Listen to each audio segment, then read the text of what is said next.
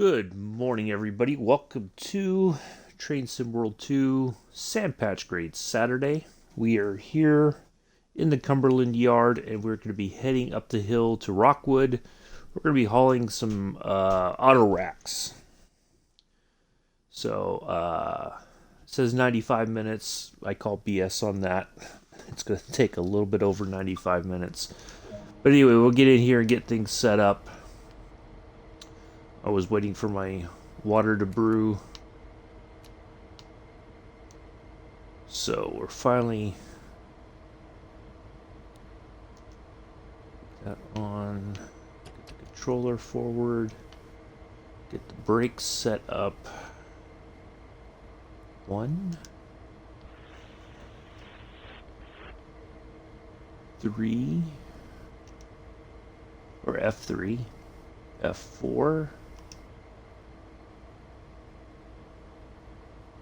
F6 and exit, and then we're just going to double check again. 1, lead and cut in, so we're good on that. So the brakes are going to drain. We're going to get the reverse is already forward. We get the brakes released so that they can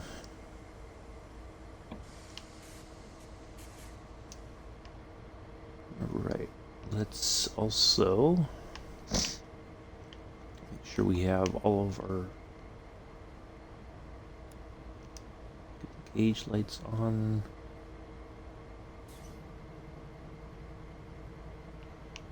Alright, so that's all on.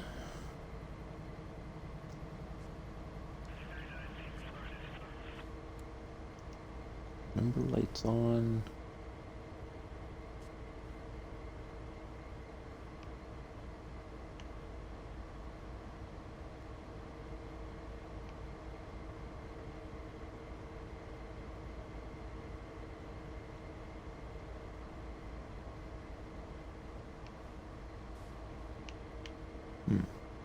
Now I think we'll go take a look here in a moment.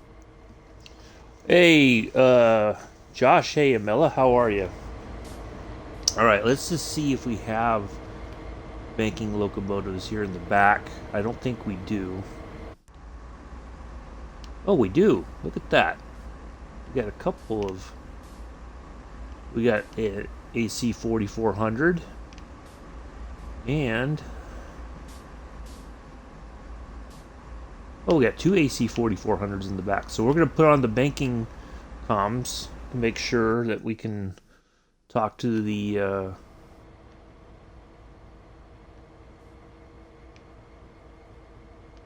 rear locomotives there. Alright, now our second operator finally showed up.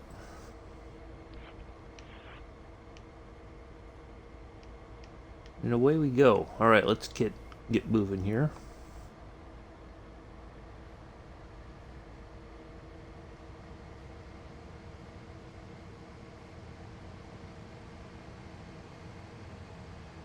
Let's double check our switches.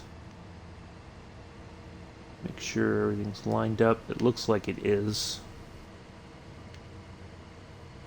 No, not that one.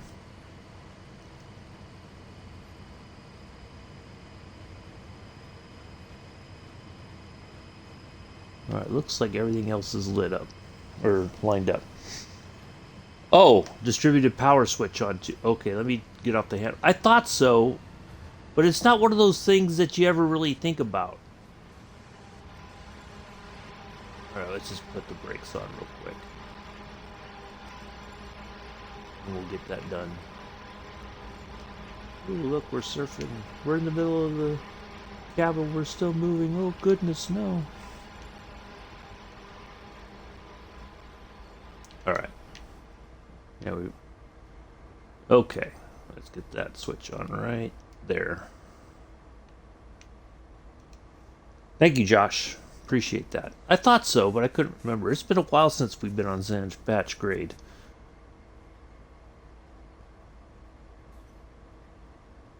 A little bit of slight rollback. That's interesting. We're supposed to be on flat ground.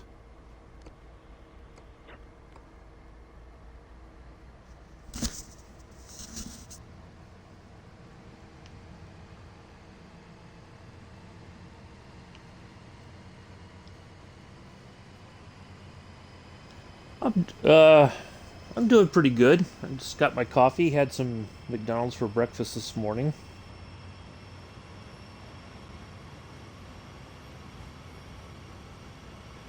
So, yeah. Oh, look at that. Look at that. That's awesome. That we got the two they match. That's really nice. I like that. It's not kind of, it's not like the back where you have the blue and gray, and then you have the newer liveried AC-44. So we got a total of 4 AC-4400s, 2 in the front, 2 in the back. should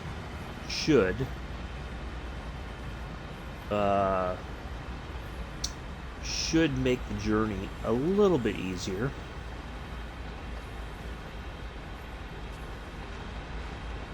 Look at all that coal coming in.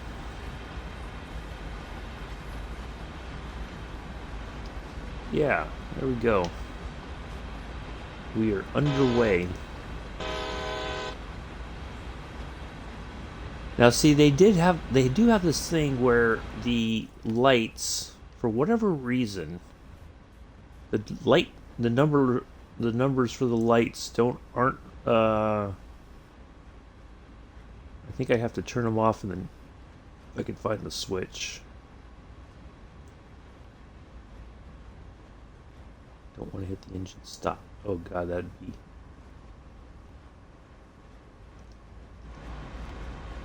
There we go, now they're working.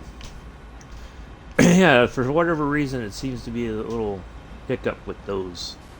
I don't know why, but they're on now. And I think we got our... Well, they don't have them on the back here, but they're on the front. That's all that matters. So we are all set. And then just because... Oh, that's right. We're going to hit... No, not that one. This one. Just to have a little light in the cab if needed. Yeah, no, they're... I checked. They should be AC-4400s.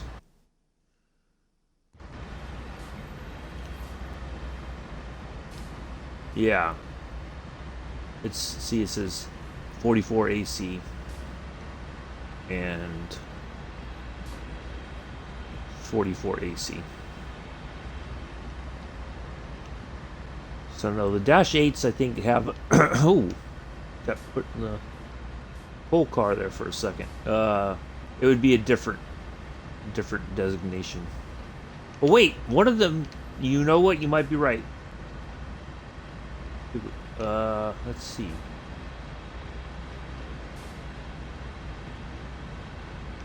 Let's just take a look inside the cab.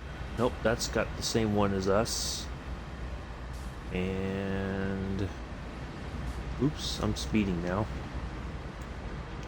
And nope, they're all AC-4400s. Yeah, if it was a Dash 8, we would have a different control setup. So there we go.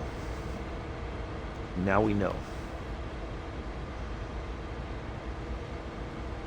And knowing's half the battle. G.I. Joe.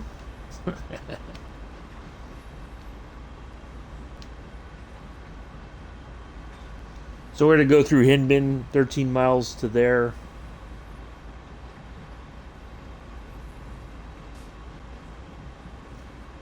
Yeah, there's just something about the gray and blue livery with the yellow splash across the front. It just, I don't know, it looks better to me.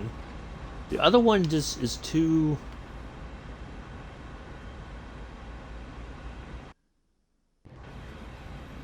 The more modern one, I don't know, I just don't like it. It just, doesn't really stand out too much. Whereas this one does, if you look at the two. And the logo is smaller, I don't know, it's kind of weird.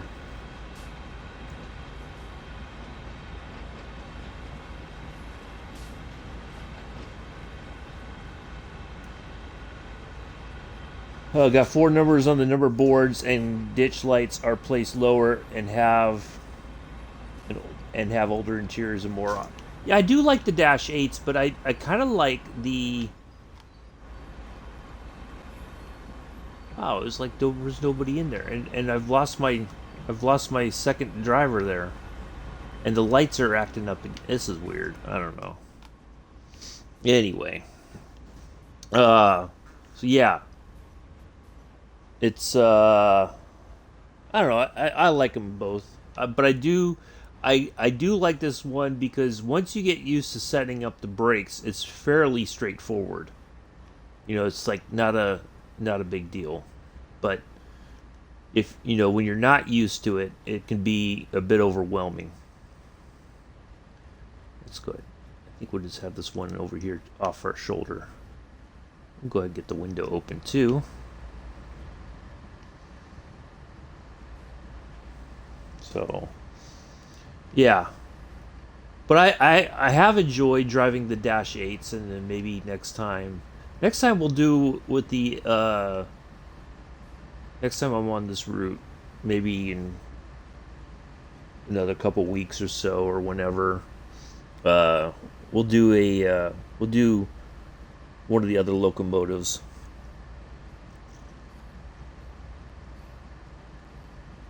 Maybe we will run the Dash 8 then. Just to see how different it is. Because that one, I mean, there's like multiple switches you got to change a bunch of stuff for the brakes. This one's pretty straightforward because of the computer system, I think.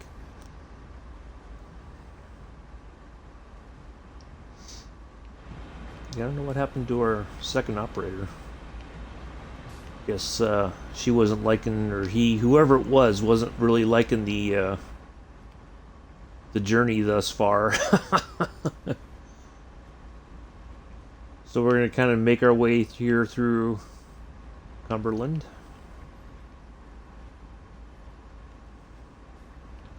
We're pretty much moving out of the yard. We're coming through the town here. Now this does look like a passenger station, doesn't it? Yeah. See, that looks almost like a passenger station.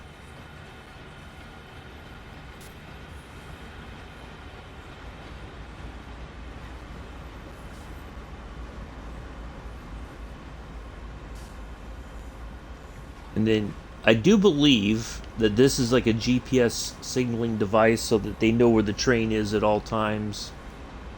It looks reminiscent of something that you would expect to see in any other transportation type systems. I think a lot of truck carriers, long distance truck driving, have a GPS tracking system like this now installed, so that they know where the driver is, and they can also monitor speed. Hey, Mick! Welcome. That's fine. You're more than welcome. I'm happy to hang in the background if necessary. I'm just happy to have you here, man. Good to see you.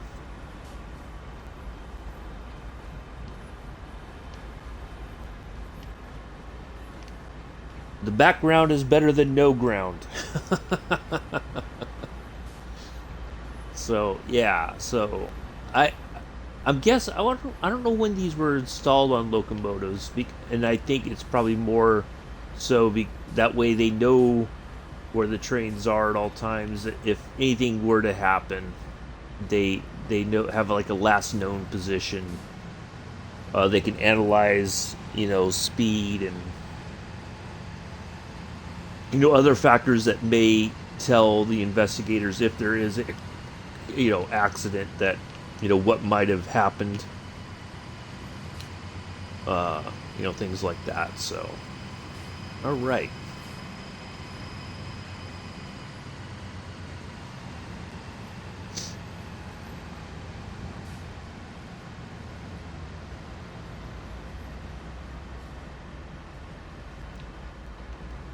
Yeah, this is really... So this part is in Maryland.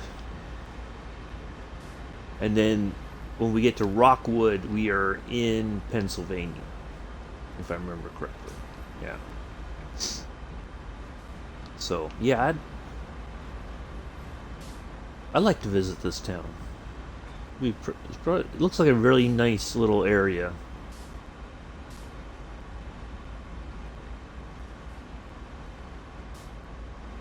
Although, see, it's unfortunate because, well, maybe in real life there is a sidewalk here. I could imagine people being lined up right here watching the trains roll through, taking pictures or making videos. I guess it's just the loading times and optimization. An older console makes everything take longer to load, hence things like people disappearing and never. Yeah, I think you're probably right, Josh. I didn't even think about that. But yeah, there's like, let's see, if I go to the back of the train again, right, come here all the way to the tail end, and then move to the back to the front. Yeah. See, the lights are still messed up. I'm not even there. Yeah, I don't know. It's just kind of weird. Oh well. We got another service coming in.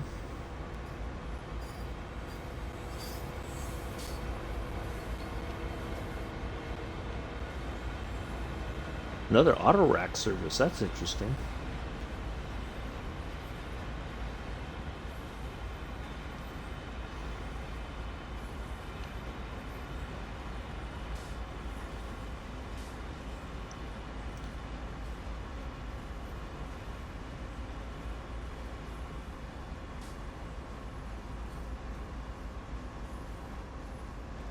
The way I look at it too, it's not a deal breaker for me as far as, oh wow, this train just came to a halt, so it must be waiting for us to clear. Yep, it's waiting for us to clear through. We're still way down there. Okay. You know, I'm just happy to be here and happy to run the route. You know, the number light thing, it's annoying, but whatever. What does this say? Oh, but we can't make it out because it's all fuzzy as we get closer. Oh, I thought I'd taken the motion blur off. I guess it does look off. It's not. Yeah, motion blur does look like it's, I don't know, it's hard to say. I mean, I've tried to keep the settings. I've changed them and they're not saving and just staying, you know, staying on. Let's see, how are we doing now? We should just be about clear. Nope. Wow. We're almost there.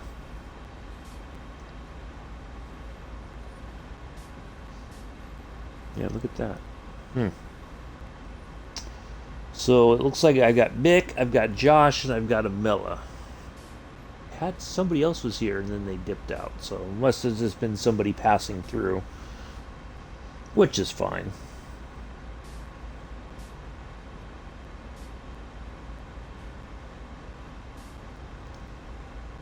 So.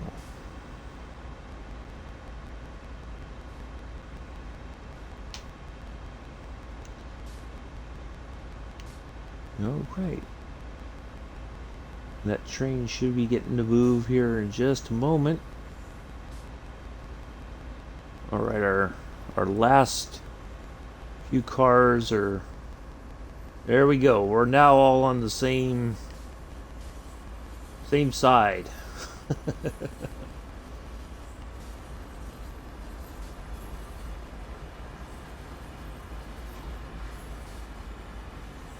So yeah, it was a nice run on the F7 yesterday.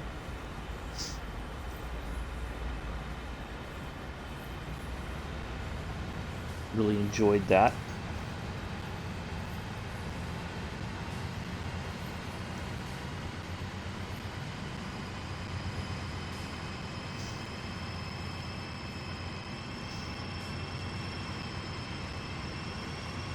Well, I know on the Dash 8s, I think they are in this blue and gray livery. design. They're not in the more modern design livery. They're all dark blue. I think it's a little bit darker than this blue. And then the logo's smaller and it's all in yellow.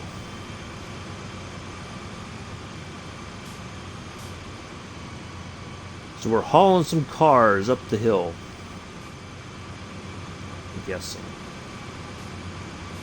I don't know if these are empty or if they're full. We can't really tell.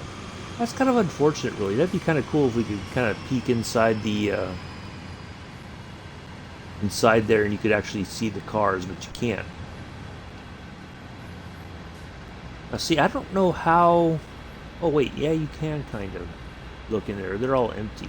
So I'm guessing this whole thing kind of unfolds or something. I've never seen how one of these things works. It looks like there's a ramp on each side that, I don't know. Maybe this folds down, maybe? It's hard to tell because there's gaps, of course. I don't know if there are gaps like that in real life. What's this door locked? Huh. There is a door of some kind, it looks like. That's interesting. Yeah,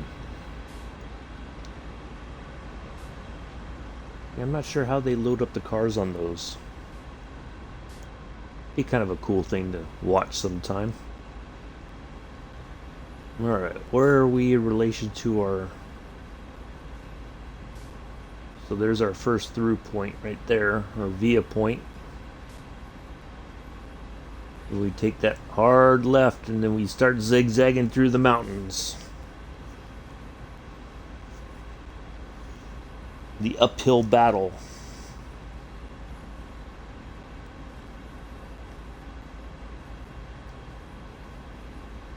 So it's quite chilly here today. I was hoping it was going to be a little bit nicer when I woke up this morning, but it is chilly. I had the window open in the kitchen. I had to shut it. It was a little bit of a breeze coming through, and it was not a pleasant breeze. It was a little bone chilling. So, yeah. And it's still kind of cloudy, yucky. I think we're getting ready for more rain. If the temperature drops, who knows, we may get a on the phone. Going to be doing that a lot today. Busy. All good, Mick. You're more than, I'm glad you're here to hang out. So, yeah, good times.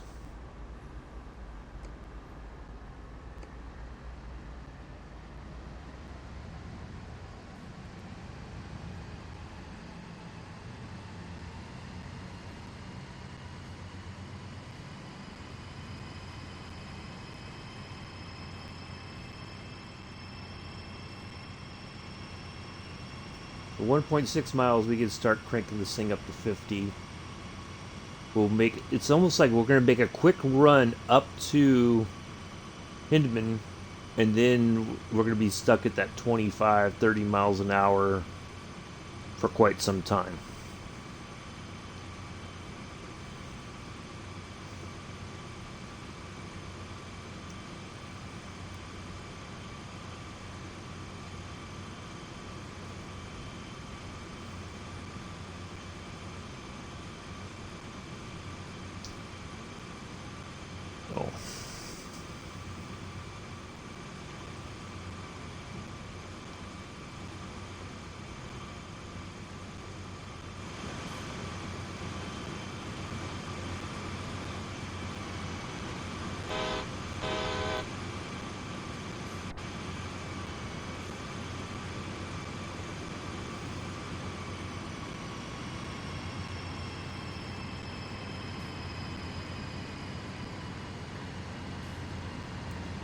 Well, I'd say this much: having that distributed power on, it does seem like we get we can get up to speed and then some fairly easily.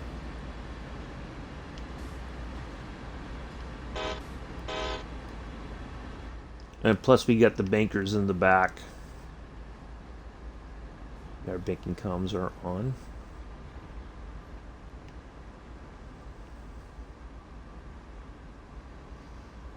I was gonna do a rain, do the service in the rain today, but I'm like, eh.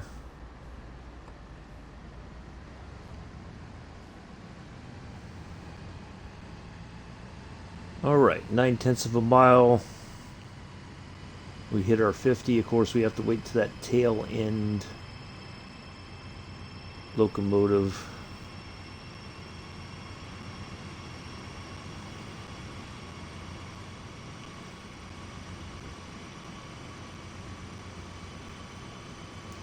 Can you put a link in Discord for Chris, please? Thanks. Oh, hey, Pete, how are you? Welcome. Oh, Chris is going to come in too, huh? The more the merrier.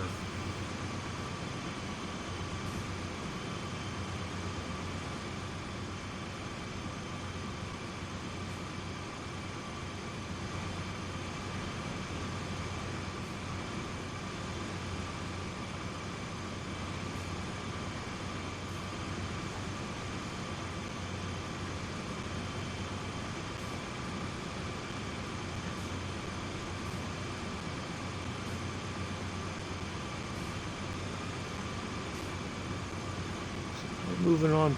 It says we're doing 33 miles an hour, but it feels like we're going faster than that. I don't know why.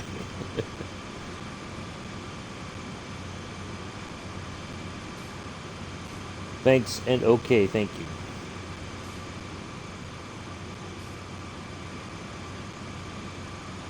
Alright, here we are coming up on the 50. Just under 10 miles, almost 9 miles to go to Hinman. Man, that is just really beautiful. I don't care what anybody says. There is nothing boring about this route. Some people find it boring, but I mean, how could you be bored with that kind of scenery?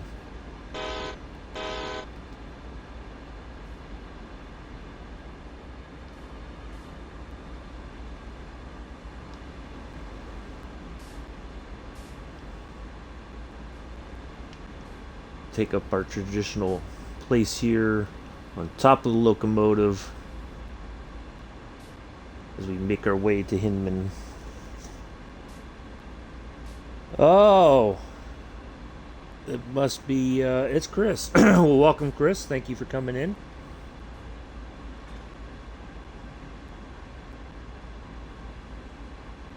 Greatly appreciate it.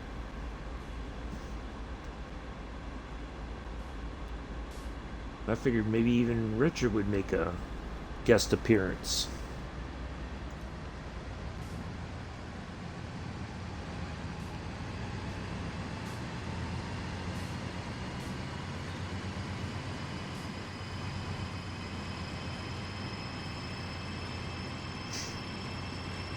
Well, welcome, Chris. Thanks for coming in, and we're just going to do this auto rack run. We left Cumberland, the Cumberland Yard, back here, and we're going all the way to here.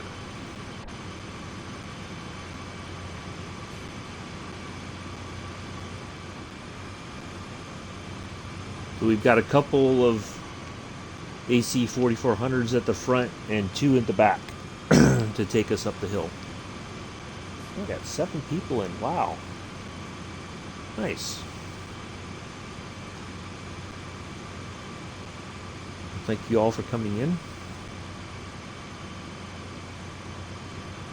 Get on the throttle just a bit and get up to 50. Yeah. Appreciate everybody coming in. Quite nice. Hey, Daniel's here. Welcome, Daniel. Drive a war bonnet for us. I wish I could. I don't have the means to to create a war bonnet. I wish I could.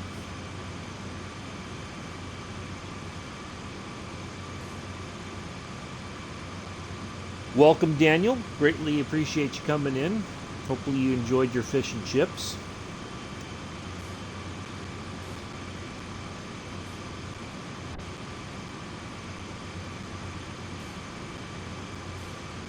You know what? Maybe, because I know in 2 weeks' time I have my second COVID jab. Maybe if I go downtown to that one restaurant I was telling you,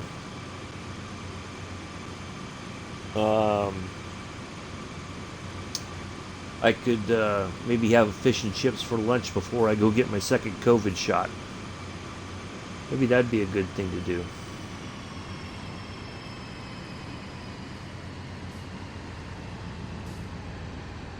So yeah, we're just cruising right along. And if you have is the driver all dressed up today?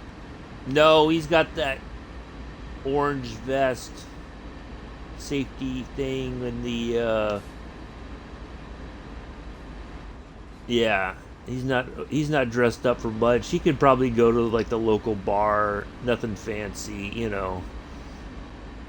Yeah, no major night on the town there in at his destination. Doesn't look like he's dressed up for it. No. So yeah, if you do have trouble with the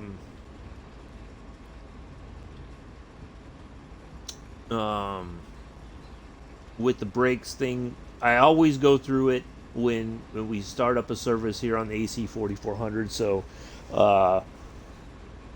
yeah, if you're anytime you watch one of my videos, especially for the AC 4400, I show you how to set up the brakes here on the digital display.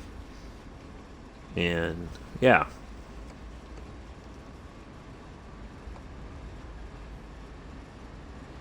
we're cutting through this route fairly good for right now.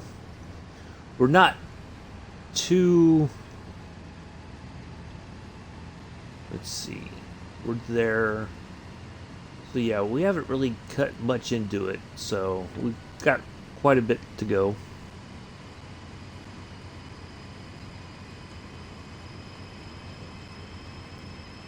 But we seem to have a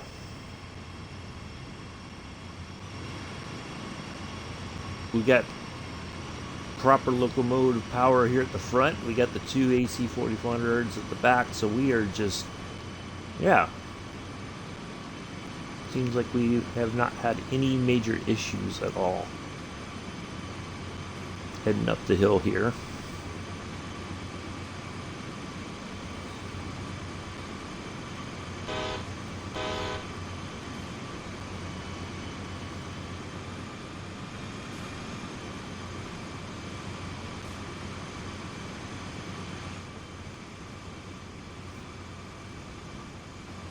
So here's the inside of the cab for those of you who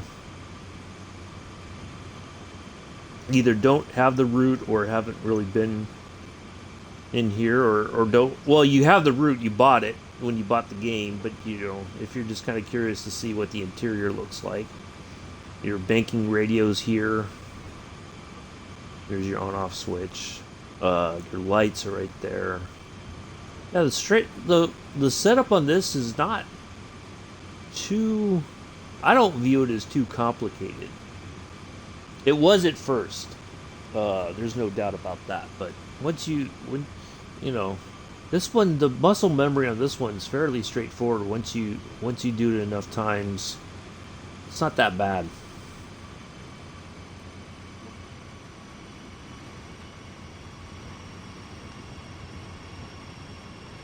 Please, something, do not tip.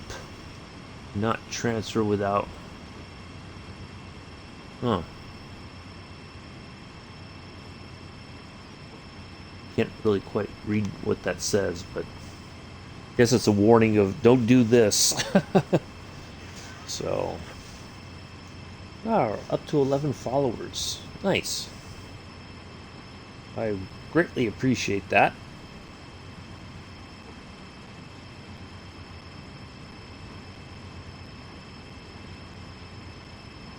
Ah, I got an achievement there for crossing a threshold. Hopefully it will change as I've changed my name. Oh, yep, it does, Chris. It is saying, instead of the previous name, it does have Chris M. GT UK.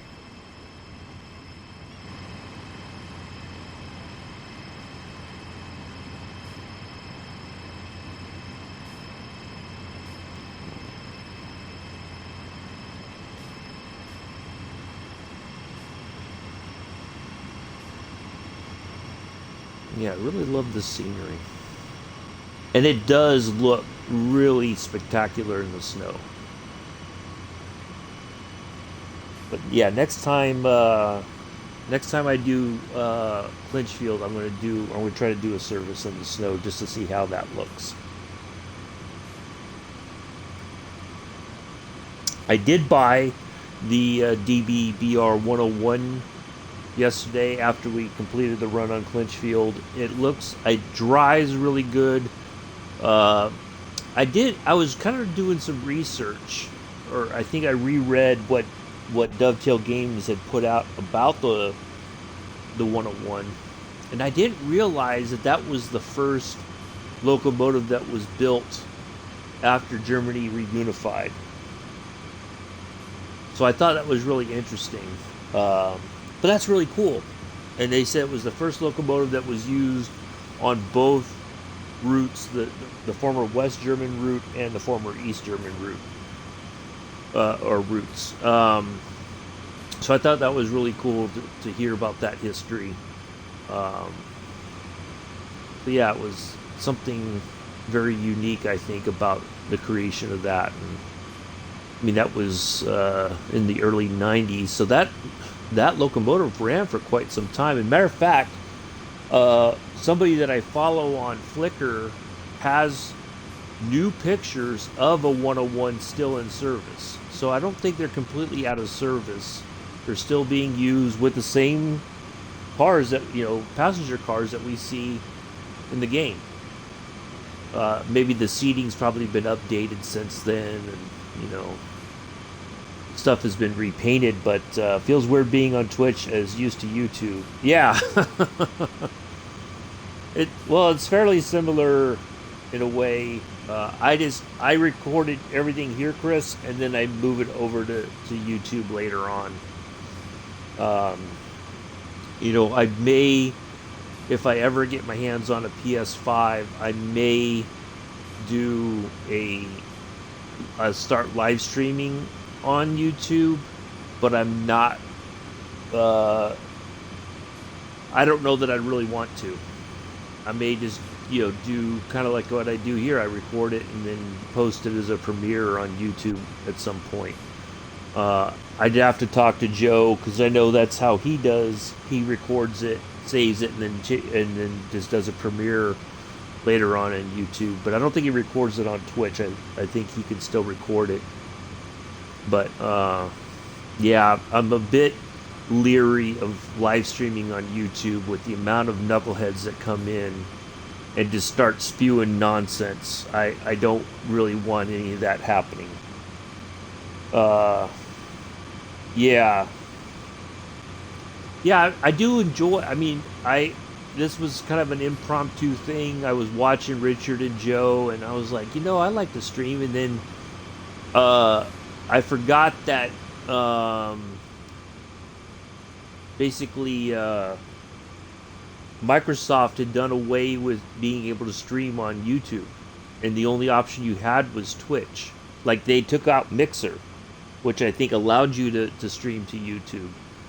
So once they did away with that, there was just, there was fewer and fewer options. So I'm like, well, I'll start it on Twitch, and then I had to figure out how to save the stream and then download it and then put it on YouTube, which is fine. But yeah, I'm not. with the amount of people that had come in and just start spewing nonsense, like we saw today with Joe's stream, even, oh, can I use the bathroom? Like, come on, dude, you're an adult. You don't. That's just silly nonsense that you're saying in the chat, and there's no place for that. So yeah, I just don't want to deal with all that, and then happen to assign mod roles, and then then it turns into I'm being treated unfairly and all this other stuff. Yeah, so wow, 10 viewers. I appreciate that. I think that's like the best amount I've ever had on a stream. Oh, look at that's those helpers. There's a scenario that you could take. You do a service helping, and then you uncouple, and then it's returned it to. Yeah, I wasn't sure how Twitch was going to work out, to be honest. But I'm happy. I've got 11 followers. That's fine. That's manageable, and it's all people that I know from Richard and Joe.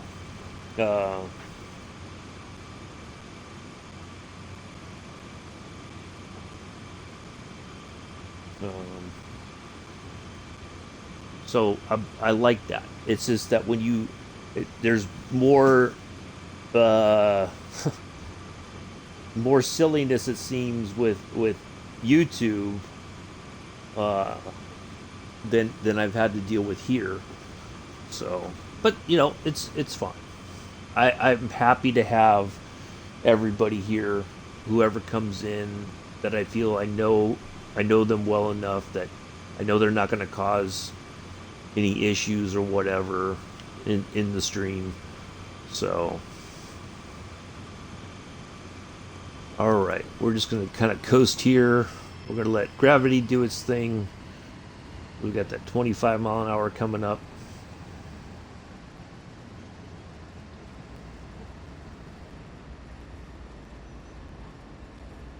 Here comes our first via point. And this lovely bridge that we cross over right here. It's nice worn out steel. Well, it's not worn out, but Mance in 12 miles.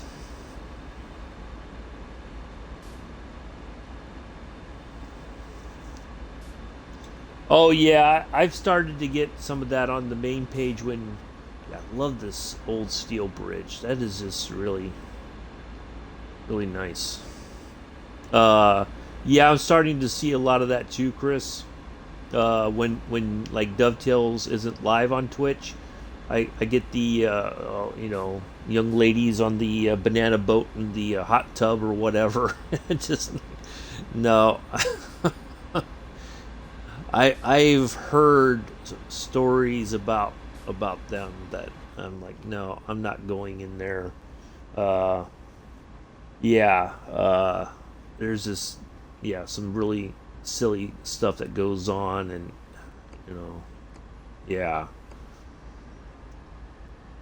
there's somebody on YouTube that has done whole series about those women, and really how much money they're making with doing those videos and going live and doing all this stuff, and and if you go in and they find out you're there, then they want to that's when they start, oh well, if you're gonna be here you got to pay, if not you're just being all right, so we're down to 25. So it's crazy. So I mean, I don't expect to make any money out of this. I'm not going to sell my soul to try to get viewers or demand anything. I just enjoy making the content. If people don't like it, people don't like it. It's okay. I'm not looking for millions of followers or anything like that.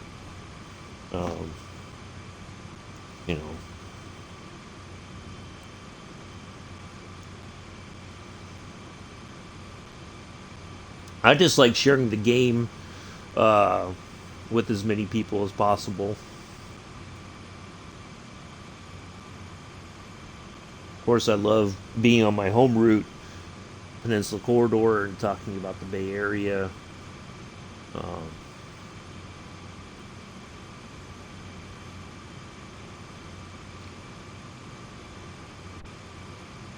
yeah, it's a nice, relaxing route.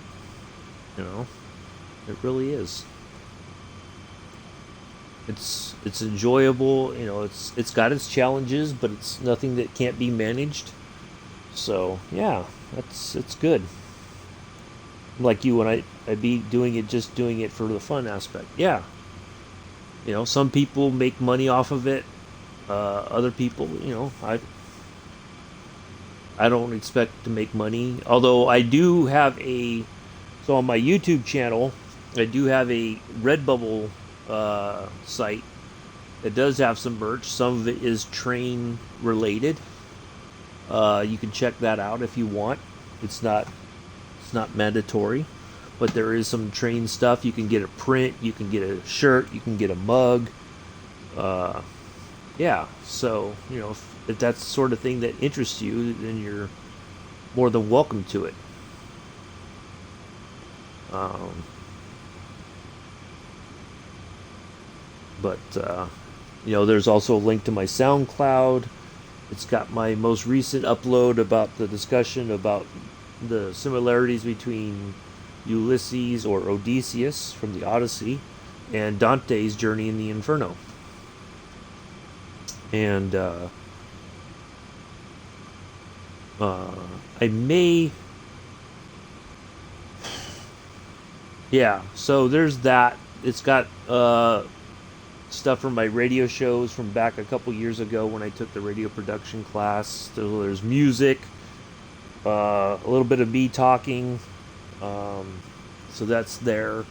And then also my Flickr account, all my pictures. So if you like pictures, lots of car stuff. There is some train stuff, some travel sort of stuff as well. So you can check all that out. If And I've said it before for the new viewers, if you see a picture on Flickr that you really like, two things. One, please don't just download it for yourself. If you want to print or whatever, let me know and we'll work something out. I'll see. Yeah, lots of car stuff, Chris. Lots of car stuff. So, you know, if you got, Richard posted the link in the shout out section this morning. If you, that'll take you to my YouTube channel, and there is a link to my Flickr there in the description. Check that out. Lots of pictures. Yeah, but please don't use or you know, I prefer that I be paid for my work. You know, so don't please download it and then take it to a print shop and make your own print, because you know, you're stealing my property. Also, so yeah, I can try to move it over to Redbubble and put it up there, and then you can order it through them. Whatever you prefer to have. Let's see what else. So yeah, please check all that out. Greatly appreciate it. Yeah, lots of car stuff. And then also my YouTube channel, the first two videos I loaded up, I appreciate that, Chris. There's two videos I have on my YouTube channel very early on before I started doing this that was from the Greenwich Concours d'Elegance. I went early on because I did get a VIP pass for that weekend. That was kind of a little bit of a graduation gift to myself from when I graduated community college. And so I got there early on and did a I got to have a video camera, and I made videos of the cars as they were coming in. So basically they come in and they have to kind of go around, and then they're kind of filtered into the show field, and they're told where to park and everything, and they're given their passes and whatever else they get when they come in. So yeah, there's lots of neat cars, some classic muscle, some old Bentleys. Because the year I went, they were celebrating the I think it was 100th year of Bentley. So a lot of classic Bentleys. Um, Matter of fact, I had breakfast with one of the car owners before the show actually kicked off, or because as a VIP you go in and it's like, pastries and fruit and juice and coffee, and I was very fortunate to sit down and talk with the owner of one of the Bentleys, and uh, so yeah, really nice gentleman. Really enjoyed. Look at that! Look at that! What was that? That was the SD40 from Clinchfield. That is awesome. Look at that. On an AI service, no less. Well, that was neat. That was unexpected. Yeah, really cool stuff. There was an incident, and I think it was it was on Sunday. Somebody came in, they had a really rare race car. And so they came in. Yeah, the SD40 from Clinchfield, Mella. Isn't that something? So they arrived, and apparently where they had parked their car transport was an area where they weren't supposed to park it. And the owner of the car and the lady, boy, she lit into him. I mean, it was all this fussing back and forth, and I almost thought that he was going to go back, put the car in the car trailer, and he was just going to head off. And it would have been a tragedy because we would have missed out the opportunity to see the car in the show field. So that's the one thing that for that particular concourse, there's where people are supposed to park their car transports. It's not very clear, and if you're arriving the day of and you're going to be able to get your car into the field kind of last minute, there's really no place for you to go. And so, yeah, she really lit into him, and I captured the whole thing, but I cut it out because it was quite, I thought it was a bit, it does not put the organizers in a good light. Now the show, the concourse has been bought out. Somebody else has stepped in, and they're going to run it from here on out. And I don't remember, it happened I think last year. So there's a new organizer, and hopefully they're going to be able to solve a lot of those problems or whatever. So yeah, but so I recorded that. I tried to get the engine sounds. There's some classic motorcycles, old BMW motorcycles. Yeah, just all kinds of stuff. So I did. Yeah, so I posted that. I did some editing on it. I'd never edited video before, so it was a new experience for me. I just tried to cut out, because I kept the camera on and I'd walk around, so I tried to edit all that stuff out. So yeah, it was, but it was a really great weekend. I really enjoyed it. They were also honoring, was that the year? I think that was also the year they had the Zagato stuff there. And the guy whose family, I think he's in charge of Zagato Coach Works, he was there, and I was listening to him talking to a couple other people. I tried not to eavesdrop, but they were talking about the future of Zagato as a coach maker and all that. And yeah, so it was really cool. I just kind of just walked around and really enjoyed it. One guy, he was really happy to have me take pictures of his Jaguar that had been owned by a Hollywood actor, and I can't remember who the actor was. But yeah, really, just all around great field of cars. There's pictures from When I used to go to Amelia Island, because they just have such a huge show field. I mean, this thing covers you know, it's on a golf course, and just really well put together show field of cars. Um, I mean, they've got stuff from the early parts of automobile history.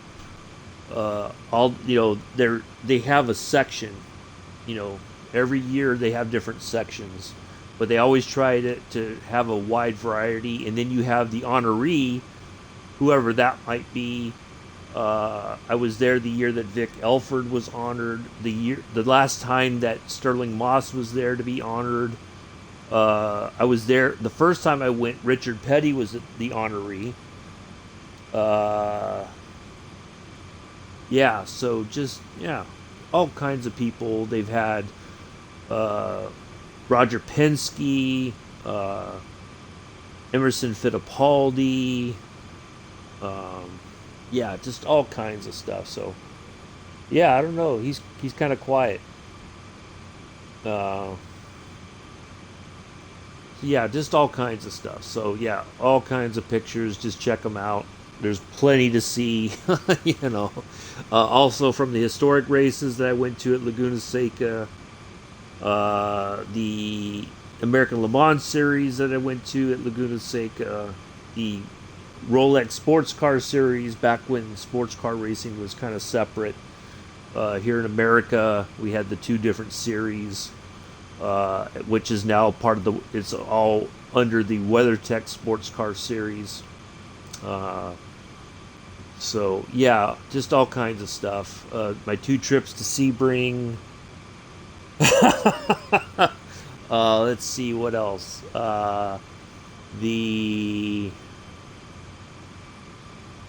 I did go to the Elegance at Hershey one year. Back when that wasn't long after I moved up here. Went to see that. That was really cool. And they have a very small field, but it's very well put together. It's kind of spread out, whereas Amelia Island, the cars, they're almost like one on top of one another. There's not a lot of space because they're trying to fit all this stuff into the show field on this golf course there in Florida. And I've been a couple times to the car show there in Orlando. That one was okay. It doesn't have the same quality as Amelia Island, for instance. They don't have like the information about the cars, and so there's that. Matter of fact, the one year I went, I talked to the lady who owns the motorcycle. She won it in a jackpot or something. The motorcycle from Happy Days that Fonzie rode in the opening shot of the show. And she told the story how she came to own it. And I guess Henry Winkler he won't show up anytime that the car is on, or the motorcycle is on display anywhere or anything like that. He wants nothing to do with the character anymore. He won't take any requests to do publicity with it or anything.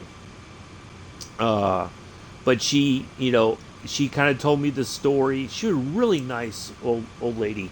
Took the time to talk to me about a bit of the history that she knows. So yeah, it was really neat. Let's see. One year I went to a car show in Hilton Head, and this lady and her husband have owned this MG, and it's like this purple blue colored MG, and she wore it. I think had proposed to her in the car, and so she's got a dress that the color of the dress is very close to the color of the car, and the wedding ring, same thing, color of the car, and and I got a picture. I think it's on there on my Flickr. A picture of her by the car, and people you know, um, love telling their stories. Not always, because it's kind of, it's hit and miss. Some people, you just kind of have to feel it out and you know, uh, talk to them and say, hey, or, can I get your picture? Can you tell me a little bit about this? And of course, if you don't have a press pass, it's kind of hard. People are going to be like, no, I'm not going to talk to you. But if you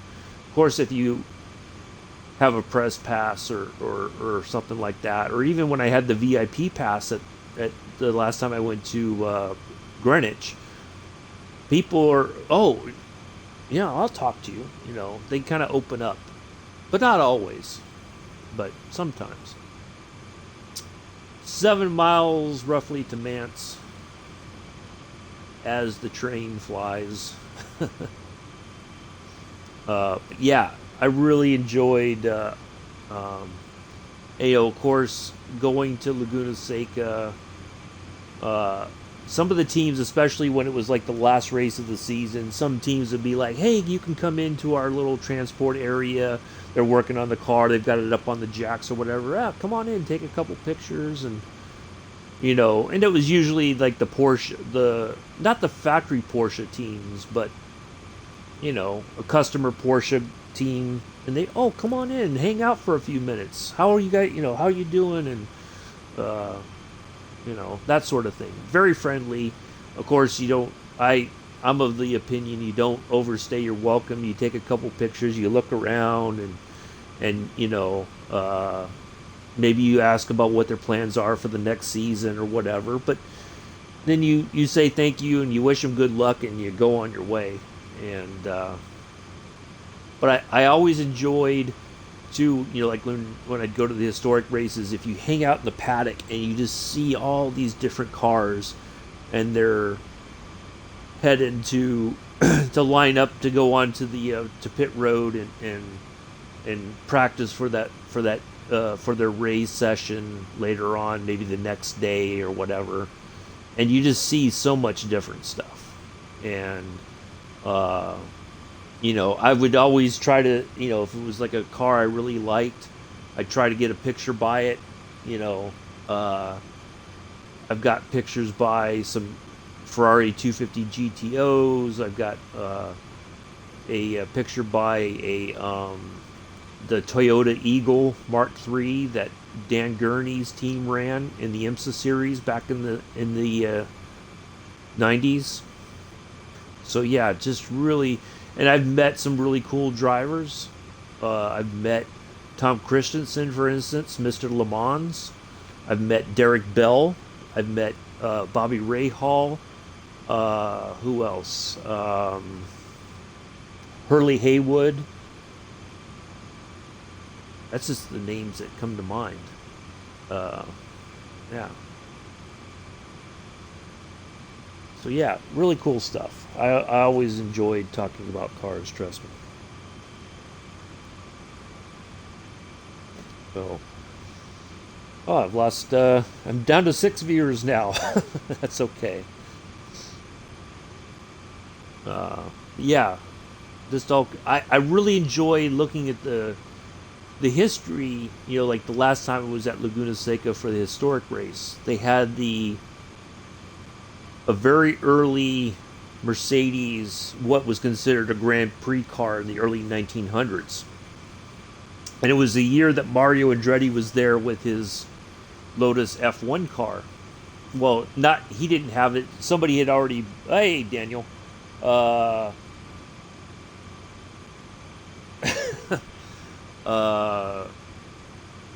yeah, somebody had bought the car and had brought it, but Mario was doing demonstration laps on his Lotus. But I thought, there was a 70-year, it was a 1909 Mercedes, and that was considered a Grand Prix car at the time. And it took only 70 years, which really, if you think about it, is a drop in the bucket in time, to move from that 1909 Mercedes Grand Prix car to the ground effects and everything that happened with Lotus, to think that technology moved that quickly.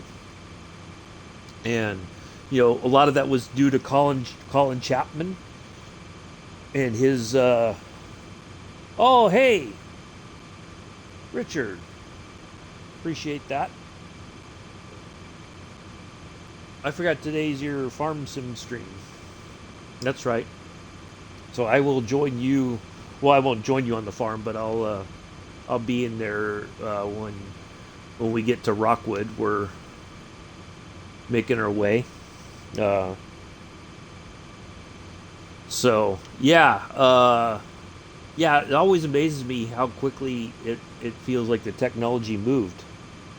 And so yeah, I've always enjoyed that aspect of it. And there, of course, the great thing about a lot of those car shows and the historic races is there's books and stuff you could buy, and at the concourse, the elegances, especially Amelia Island, you could pay for an evening. You get dinner, and then there's a conversation with certain drivers talking about their careers and stuff like that. Which I'd like to do sometime, but it does cost a lot extra. But yeah, but I do enjoy learning about all that stuff, and talking with the owners of the cars, or just seeing how the design of things moves, across time.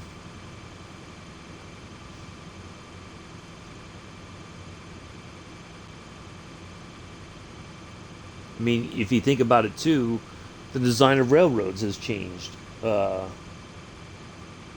over time as well.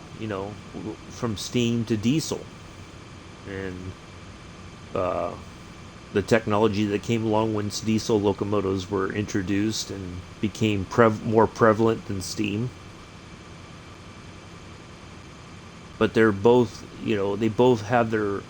Now you have diesel electrics, and more green energy locomotives, and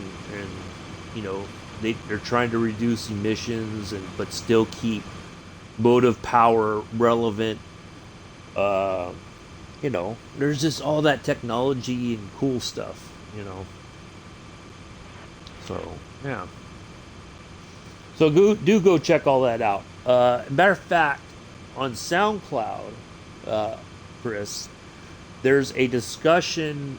My radio production teacher, I helped him out. We recorded a session. He was trying to teach the students about how to do an interview with somebody on the radio, and how to break it up into segments. So there is he sent me the recording, and I put it on my SoundCloud so you can listen to him and I talk about cars. So, because he knew I was a big car nut, so go check that out. It's like a 10 or 15 minute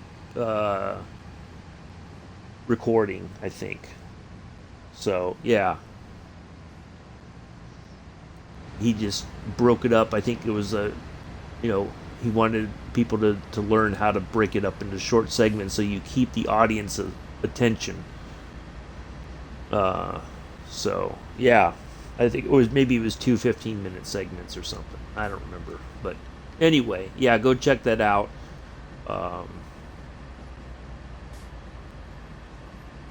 Ed Evans, I will be. He's one of those people that I've met kind of late in life that I always be forever grateful for having an interaction with him, and yeah. Matter of fact, one time when I think it was the summer of 19, he found old videos of when he was a on-air television reporter in Indianapolis, and it just seemed, I was like, wow.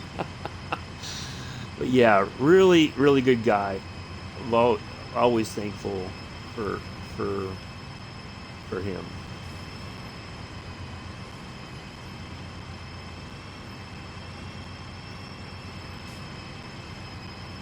Matter of fact, him and his wife had me over, and Christmas of 2019, had me over for dinner, and yeah, really nice people.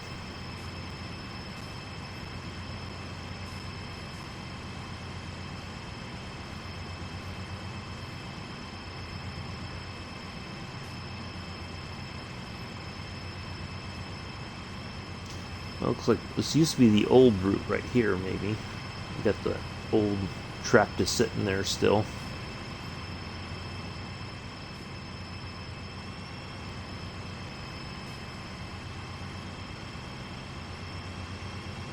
Alright, 5 miles to Mance.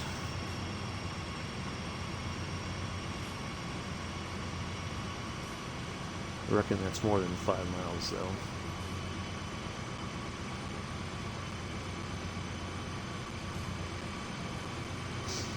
But yeah, so go check all that stuff out. My radio shows, I think a couple times I did talk about cars. I think I remember it was one show I talked about Enzo Ferrari's birthday, and I think Roger Penske's birthday. Yeah, I kind of like to find a way. I mean, I know I can do the voice recording, but I don't know. I'm trying to figure out how I would do it. If I could do a video to YouTube and just have a picture of the car and just do a voice recording about it. Just kind of do a once a week car show kind of thing, talking about a particular car or something. I like to do that too. I just don't know how. I'd have to figure out how to do all the particulars.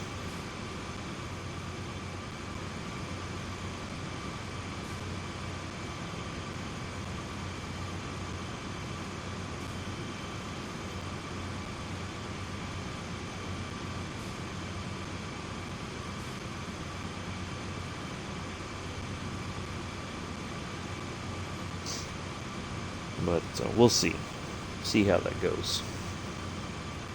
I may just have to set aside some time one day and just sit down and give it a shot, and if it doesn't work out, or try a couple different ideas, and then I can always delete it later on if it, if my tests don't go according to plan or whatever.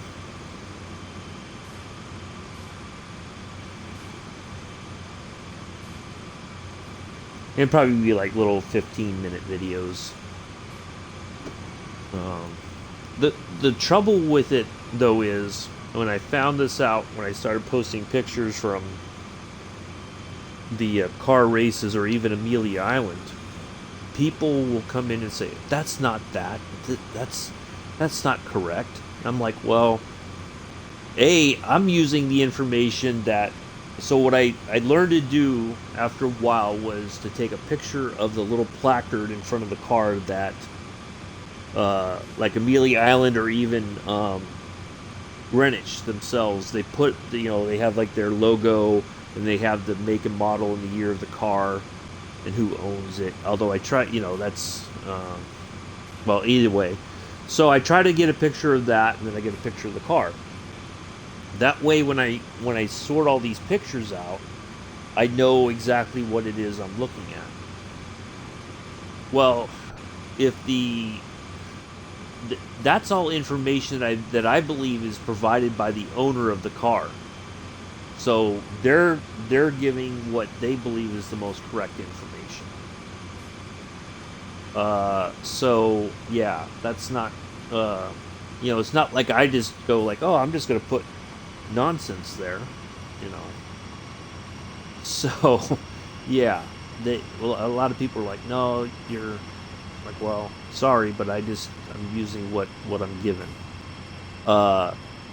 When you have a car manufacturer, I found like Ferrari or Porsche, especially Ferrari or Alfa Romeo, some of these, especially I think the Italian car makers, there's a lot of stuff that are one-off builds. Somebody purchased the car from Ferrari, for instance, and then they take it to another coach builder, And so it's hard to determine, like, if you don't know, you can kind of guess, like, I'll start narrowing it down by this body style, and I'll think, well, this was made in the 50s or the 60s. There's just a ton of information, but it's not all of it is out there. And that's why, like Ferrari, for instance, I subscribe to the magazine Cavallino, because at the back end they have like a list of models. It's a kind of a pricing guide also, but I don't pay attention to, it's worth this amount of money or whatever. But I try to find, if I can figure out roughly when the car was made and stuff like that, I can try to look that up as well.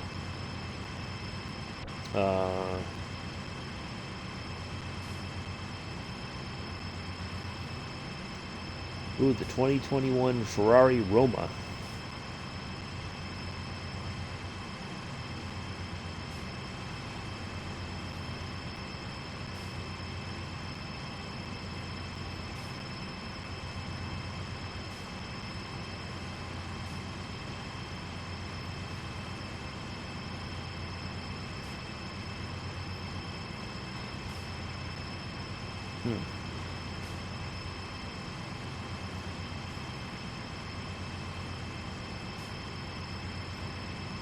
Yeah, it looks like a nice looking car.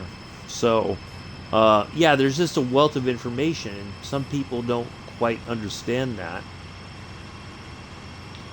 So, yeah, so that's my only concern, that if I do a show and I say, well, this car, my favorite car for this week is, this, and then people, well, the year is wrong, and that, well, again, I'm going by what information I was provided from the organizers who got it from the owners of the car. Now, it's very possible, I think, that when, an organizer, especially if you have hundreds and hundreds of cars, how can one person be responsible for making sure all that information is correct? I don't know what their system is, if they have it broken down, like, Ed, you're going to work on this section, and Joe, you're going to work on this section, that kind of thing. So yeah, I'm not sure how that all works. So yeah. Oh, down to 5 viewers. Well, Richard must have gone live. But that's okay. We hit a peak there for a while. We had up to 10 people in, so it's all good.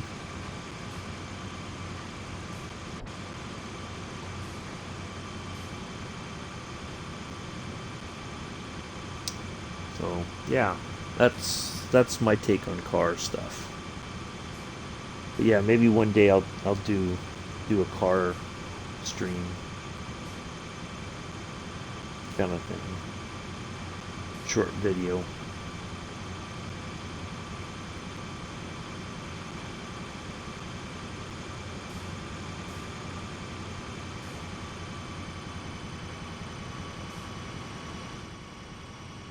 Yeah, we've had a pretty good run so far. We're approaching Mance, and then we'll have a via location, I think, somewhere around here, and then our destination will be right. We'll stop, I think, kind of right where that. Yeah, we'll stop right there, where that red is. Of course, that's going to be going downhill. We're almost at the summit here pretty soon, and then we'll start going downhill for the rest of the. I'm just relaxing. Oh, thanks, Daniel. Well, glad you're enjoying it and just relaxing and having a nice Saturday late afternoon there in the UK. Man,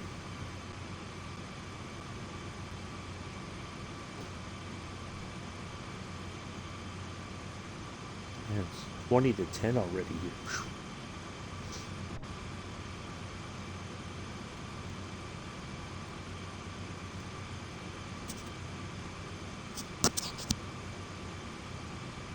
Yeah, nice relaxing stream, conversations about all kinds of stuff within reason, of course. As my assistant radio production teacher said, don't never talk about politics or religion, and you'll get along fine with a lot of people. So, yeah.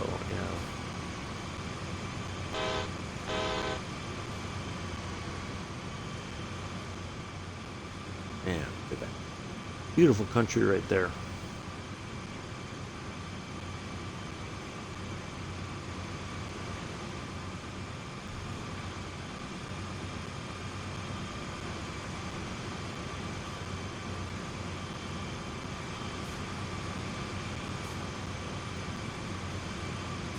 We've done a little bit of 40 AC 4400 surfing.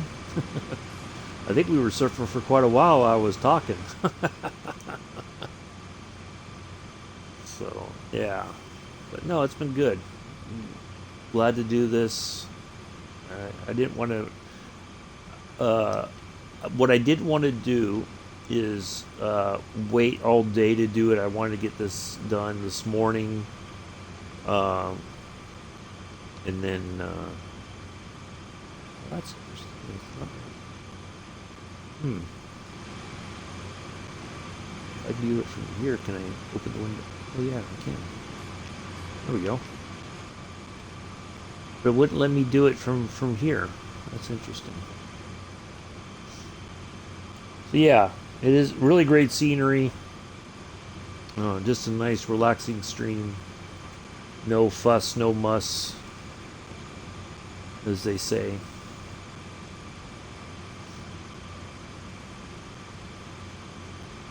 But I gotta get cleaned up after this. Eventually I gotta get over to Walmart and get a few things. Hopefully by the time I get done, maybe things will be a little bit warmer outside. Matter of fact, while we're chugging up the hill here, let's have a look at the weather and see what's going on outside. Oh! It says here the temperature is 32, but the real feel is 20 degrees. Now that's all in Fahrenheit. Oh my goodness. Wow, I thought we were finally past all that, but oof. Yeah, I'm gonna have to bundle up a bit maybe before I go to Walmart later. Oof, that's gonna be chilly. Buy us a few things.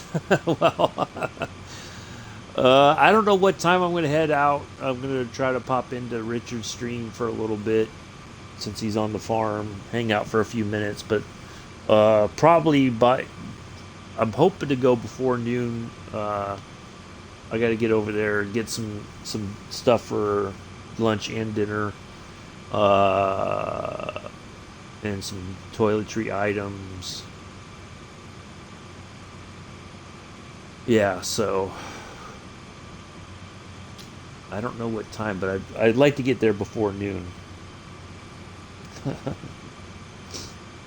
I'm not that wealthy there, Josh. I can't. Whatever I buy, I have to ship it over there, and yeah. Who knows if it would keep long enough, or I don't know.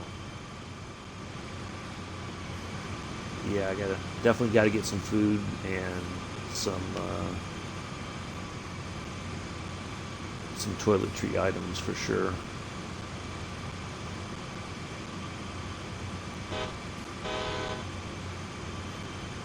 So yeah, I'll probably be there. Well, I like to get in and get out, but I don't know how crazy the crowd's going to be because today is the first. You know, most people probably got paid yesterday, so they probably either they went yesterday after they got off work, or they're going today to go shopping now that people got paid or whatever. So yeah, I got to pay rent today too. So yeah.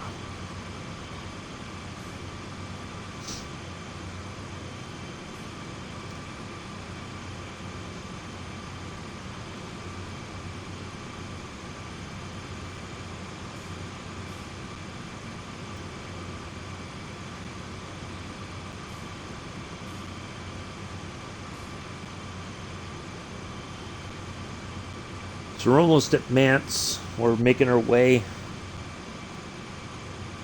We're almost, I think. Is Mance the halfway point? I guess so. Yeah, maybe Mance is considered the halfway point, or just past halfway.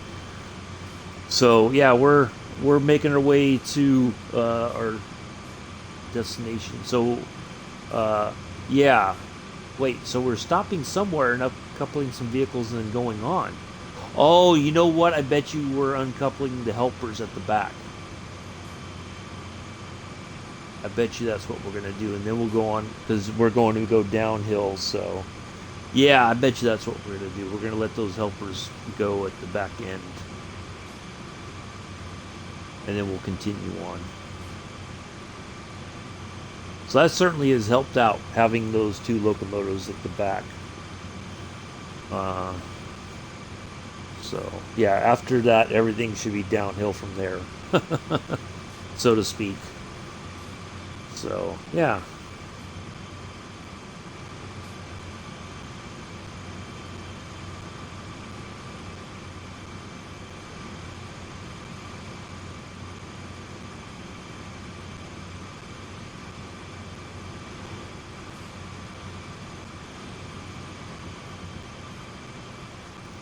I was gonna say, I thought there was a road here somewhere. That doesn't look like a very... I don't know if that's like the only main road that goes between towns or what.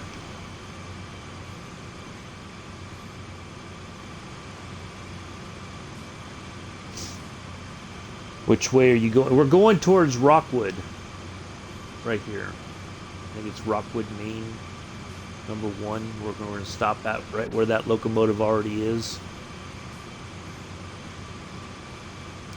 And I think that will clear out by the time we stop and let our two banking locomotives go.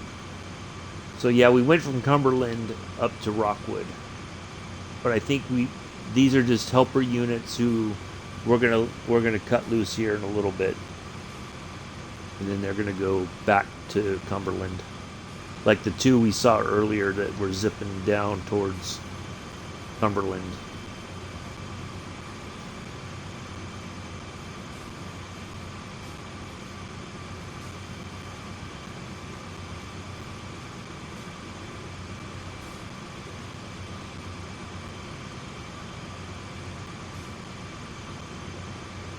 I'm guessing this would be considered a westbound service, because Pennsylvania is essentially to the west, or,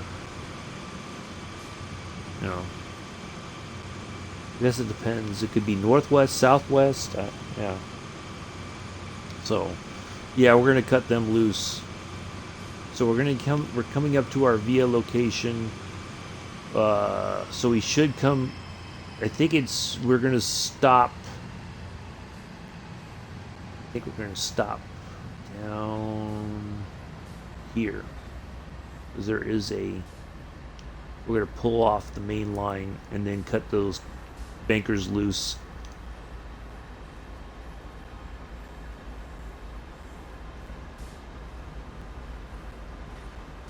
We'll find out what's what when we go past the via location here. Oh, back up to 9 viewers. Wow. Thank you all for coming in. If you're new here, welcome. If you're returning, welcome back.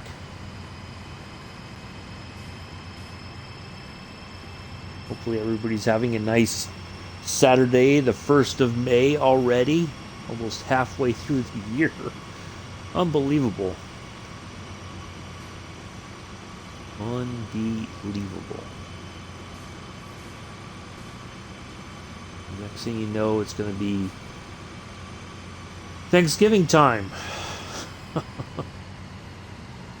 And then Christmas.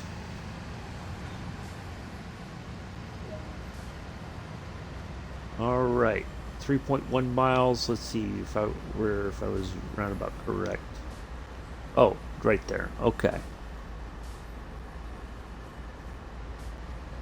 I thought it was going to be right around the corner here, but okay. So we're going to unhook the two vehicles. That's the bankers, and then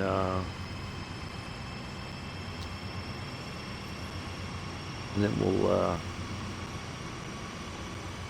make our next VIA location, which should be, I think it's like somewhere around here, if I remember, and then maybe it's, I think it's around here, and then our final destination.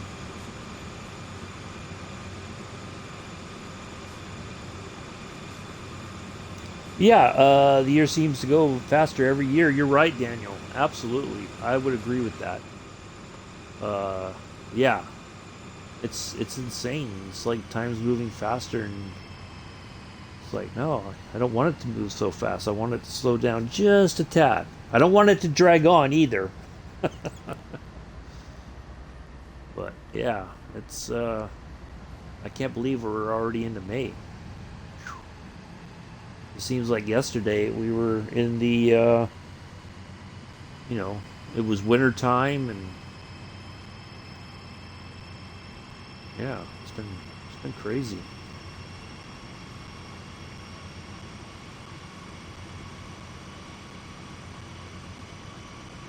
May already, yeah. May the 4th be with you, as Star Wars fans like to say. Wonder how many people are going to put that in the Twitch chat or YouTube chat when, when Dovetail Games does their rush hour stream. See how many Star Wars nerds we have in the stream that day. Yep.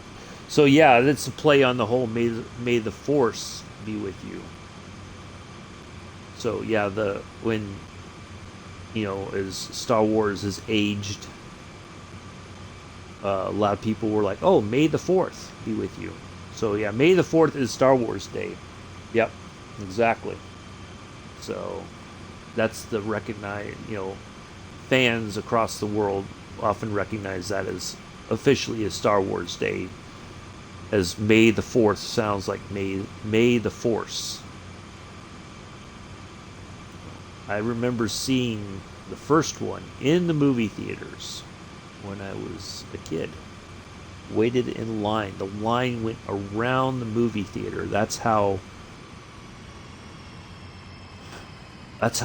big of a movie it was at the time when it came out. Like, yeah. And then I remember people were like, I've seen the movie X amount of times. Like, everybody was, oh, we've seen it. Like when it was broadcast on network television here in America, they had this group of people who had collectively, I don't remember how many times, but it was like in the hundreds. And yeah, it was crazy. Yeah. But I remember seeing it when I was a kid. And yeah, crazy. To think that a movie like that would have such a huge cultural impact the way it did. And then not long later, we had the Indiana Jones movies. Spielberg and George Lucas both kind of tapped into that sense of nostalgia with the serialized movies. Something that, certainly older generation of Americans, and maybe even folks over in the UK, remember. So yeah, they kind of updated it and made it fun. So yeah, the two of them really kind of hit their strides with those movies.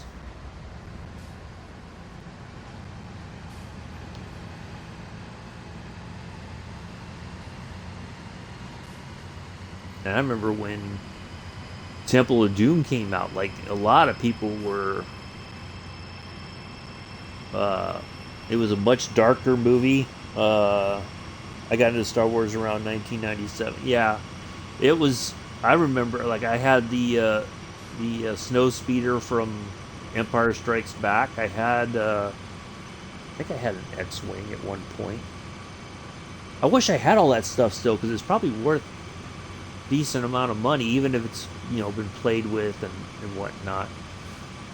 I modified my snow speeder because I took the, you know, the grappling thing that Luke used to tangle the legs of the AT-ATs, the walkers that they were using there in Empire Strikes Back on Hoth.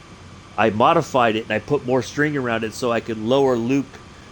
We had a stairwell in our house, and so there was an area right outside my bedroom door that looked down onto the stairwell. And so I would park the speeder at the top, and I would put Luke on he'd grab a hold of the grappling hook, and I'd lower him all the way down.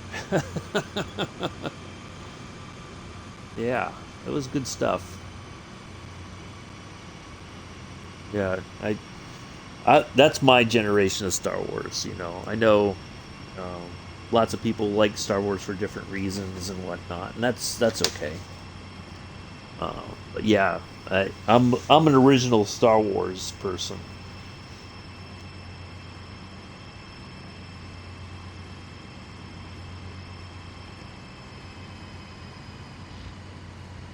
Yeah, good stuff.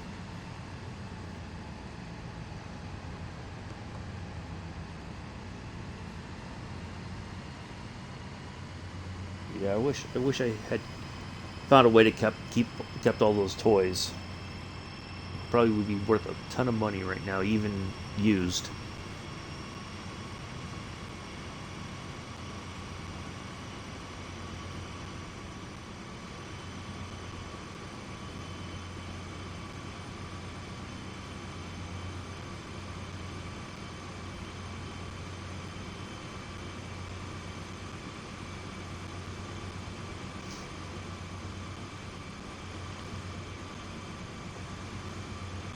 Well, the light's on, but it just doesn't seem like it is.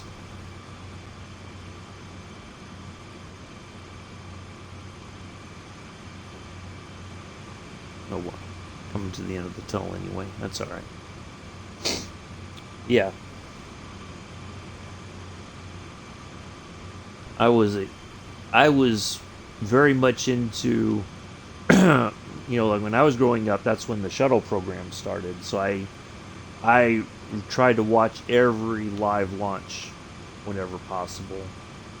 I always thought that was the coolest thing ever, to watch that space shuttle lift off. And I was in high school when the Challenger accident happened. Uh, yeah, it was quite sad. You know, whenever humans do explorations, there's always a bit of danger involved, and I think all those astronauts knew that. I mean, look at what happened in the Apollo 1 accident.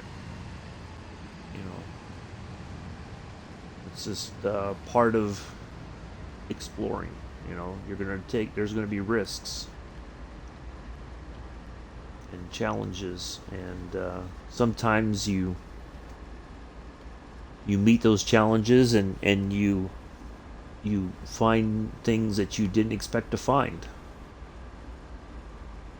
And other times it's not quite the case.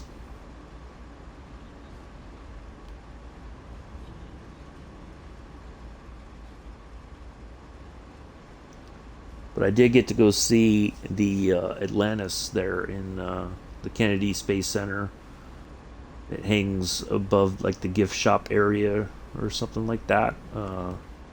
Yeah, really, really neat experience.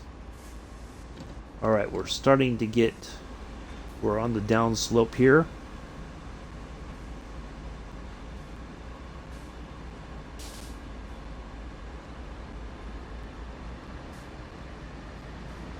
Now the way Matt was explaining this when I was watching the video about the braking. He said the power handle, put that into brake, and then start adding air, and then you should slow down fairly safely, easily.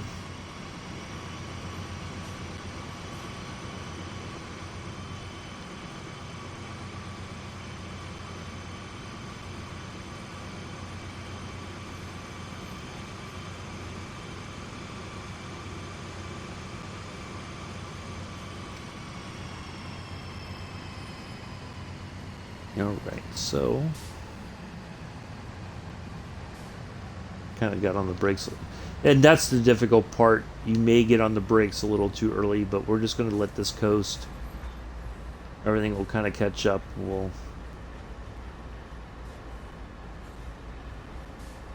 kind of coast down the hill here. But yeah, I remember I remember when I was in grade school, and up until the start of fourth grade, I was going to a Christian school. And one day I got a T-shirt with Han Solo and Chewbacca on there, and I was all excited. You know, I was just like, hey, they're cool characters.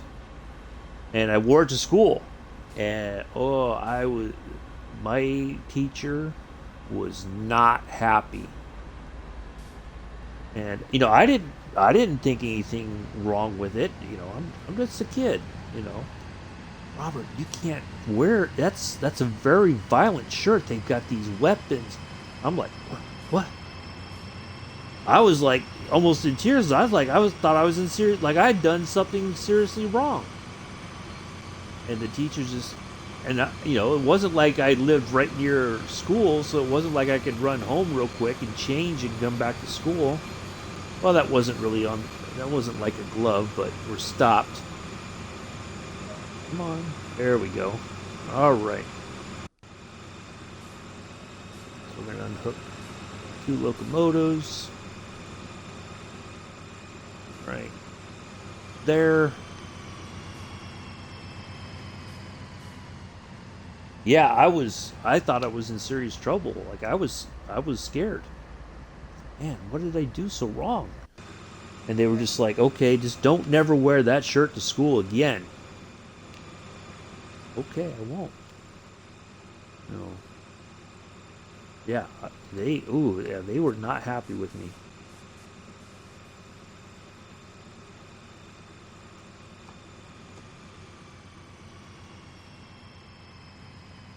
All right, Salisbury is our next Via's point, which is, let's see if I was right remembering where it is. Yep, right there, and then our destination's right there. So yeah, it was boy, were they were not happy with me at all. And I didn't. It's just a shirt. I didn't. What did I do so wrong? Yeah.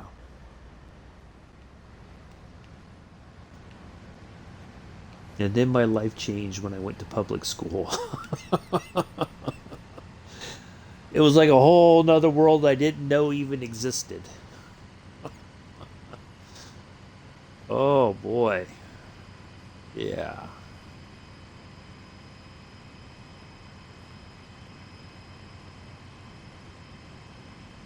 Kids swearing. Last night, Bellin, there was a contest and also put a power move of locals on the train too. So at the front, there were 15 locals in total. But oh wow, that's pretty cool.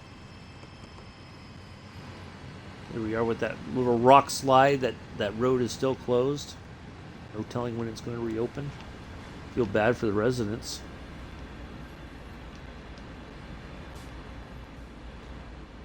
Yeah, it was quite a wake up. Going from a Christian school to a public school. Oh, yeah.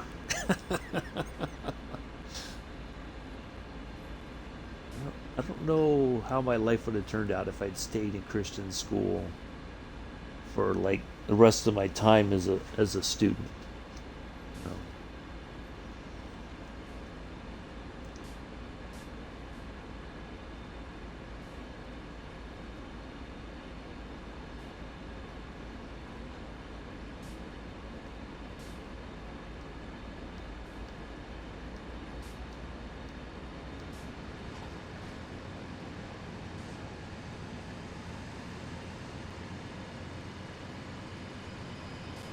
I don't. It's always one of those major questions I've always wanted to ask, or I've thought about it. Not that I want to ask it, but just something that I've often thought about is what would That's right. This is the former rail line that they got turned in. It's like a walking path now. That'd be cool to walk there and just hang out right there and watch for trains right there on that kind of overhang kind of area there. They're pretty cool.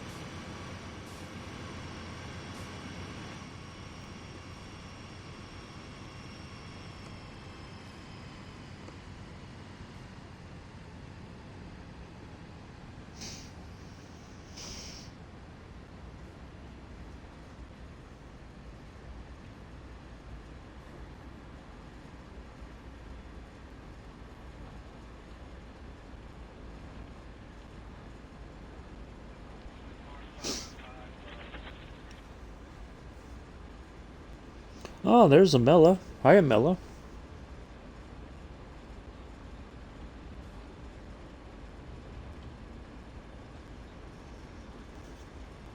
What's the latest and greatest in New York City?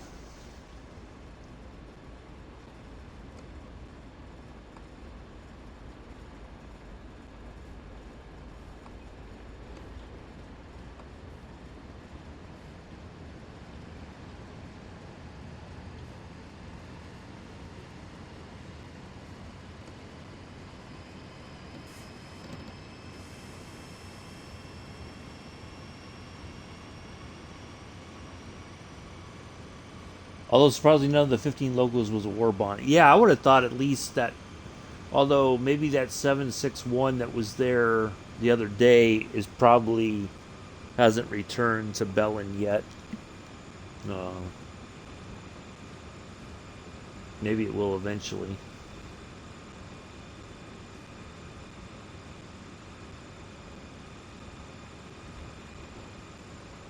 I think it was 761.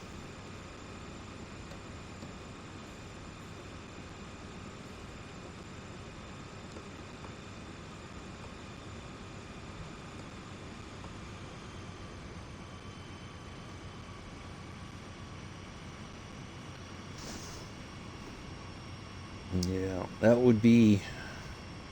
I think for American freight lovers, I think that would be the route. I know like in the UK, a lot of folks want the Brighton Main Line. I think the one that those freight lovers would want is something from BNSF. That would be a phenomenal.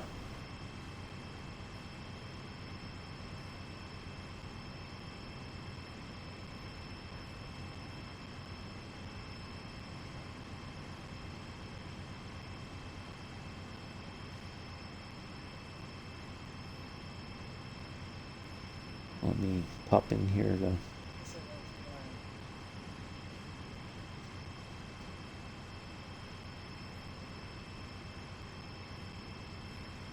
I don't know who's on the farm with Richard today. I'm guessing Finley's there.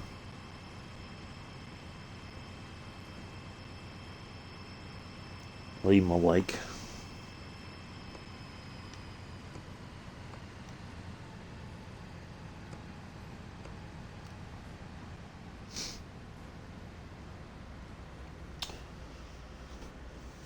Yeah, I think that would be the wish. I know I would like to see something from Burlington Northern Santa Fe, but yeah, I don't think there's any chance. I'd be surprised if they ever Dovetail Games was ever able to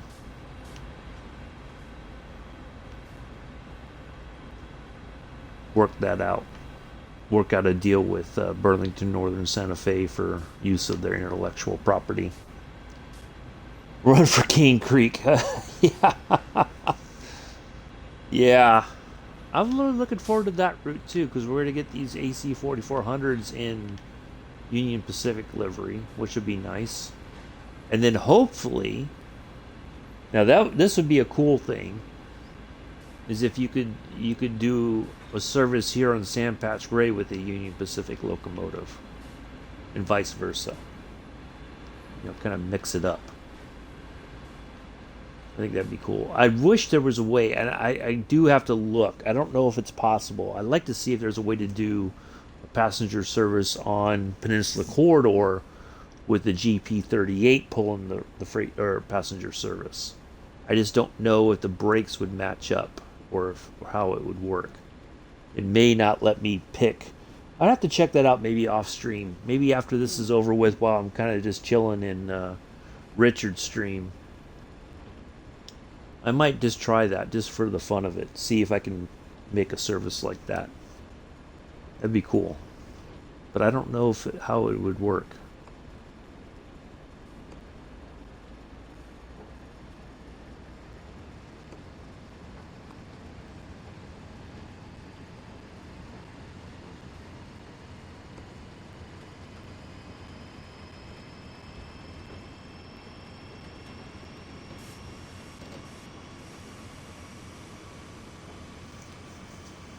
A train that passes through the air. They might, but I don't know. The only thing with that, though, Josh, is that might be a classified sort of situation, so they may not be able to talk about that. I don't know.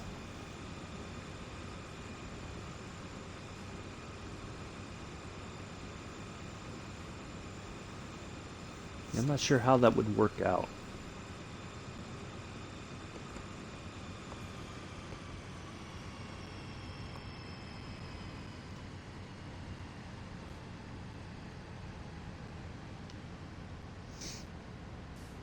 Oh, popping between here and Richard Stream. That's okay. I kind of figured, yeah, that's true, Josh. I kind of figured once he went live, a few people might just be kind of lurking here and also watching his stream. That's fine. I'm not bothered by it. I thought he was going to go live a little bit later. Wasn't sure, but that's okay.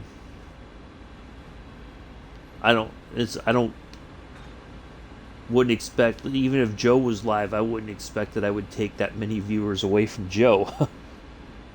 So, yeah. But I appreciate the five of the folks who are sticking around here, and it's been a good stream. And little horn action there. Yeah, so it's okay. I don't think my stream would be ever popular enough that I would start stealing viewers, So, no. And I wouldn't want to do that either. Everybody puts hard work into their channels, so I wouldn't want to be taking anything away from anybody. I love this bridge.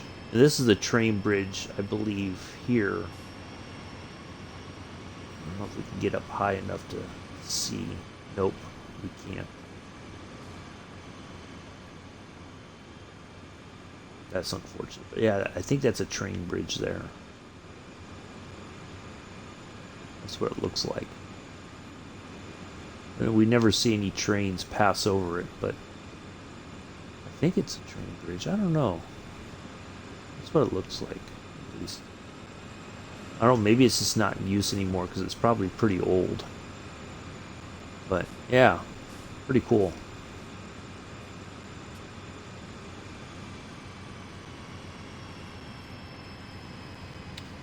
Rob, can we get out Salisbury steak and Rockwood fries? There you go. Salisbury steak and Rockwood fries. That's it.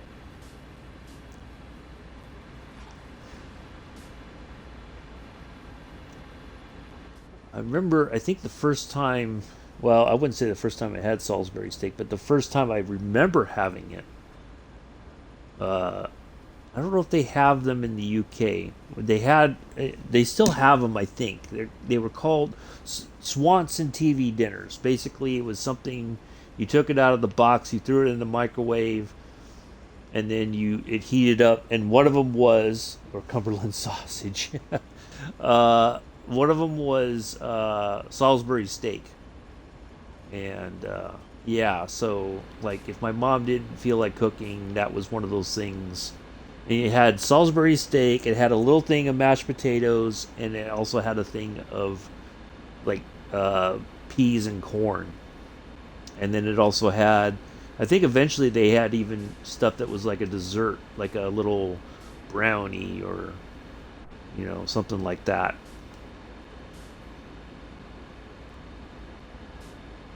So yeah, Salisbury steak.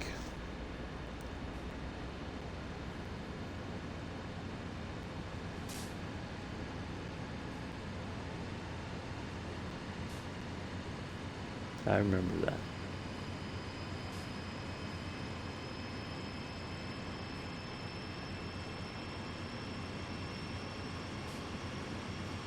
And of course, that was every once in a while you got that in the military at the dining facility, especially when I was first in. That was like one of those things that they could make kind of in bulk. Our banking home is off, but we still have some radio traffic here.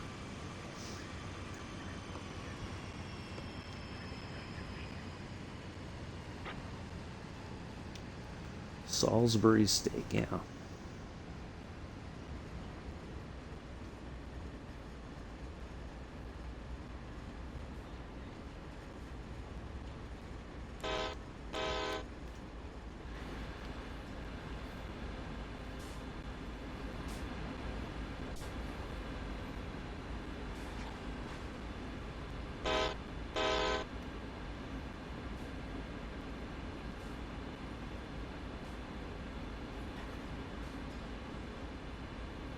Just gonna kind of coast here. Of course, we're still gonna start going downhill again. So we're almost at our via point, and then we just gotta zigzag through here, and then we'll be at Rockwood Main No.1. And then we'll be wrapping up our video for today. Yeah, we've been going for an hour and 58 now. It'll be probably 2.5 hours by the time we get done there. But it's been a good trip, good run. I do greatly appreciate all the folks coming into view.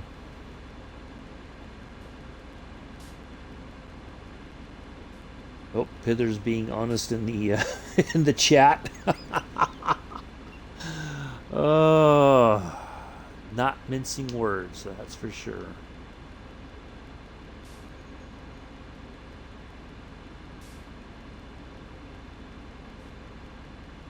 One thing for sure about Pithers, he is brutally honest.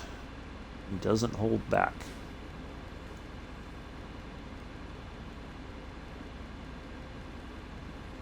Not many people are like that nowadays.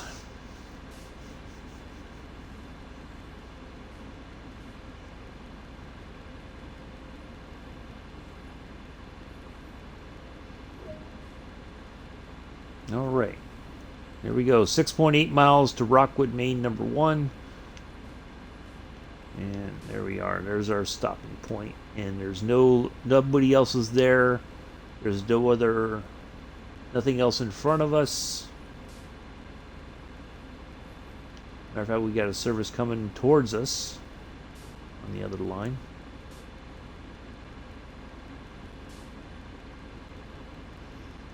So we'll cross paths here shortly. Yeah, it's been a good trip.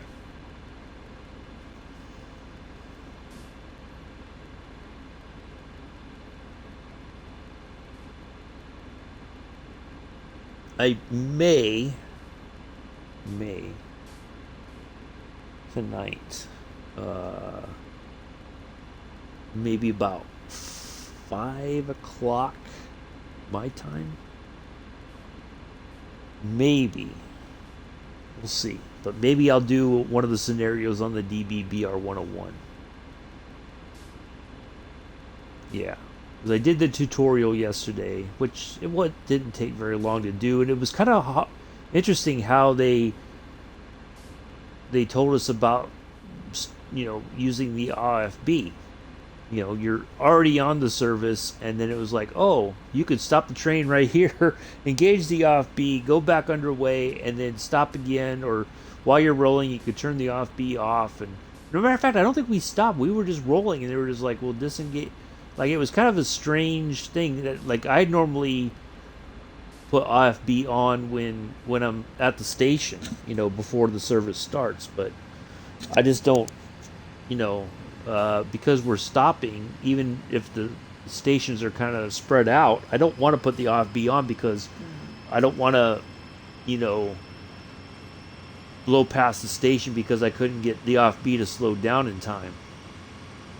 So, yeah, no, I'll leave the OFB off when we do. But yeah, I might do a as a bonus. I might just do one of the scenarios on the DBBR 101.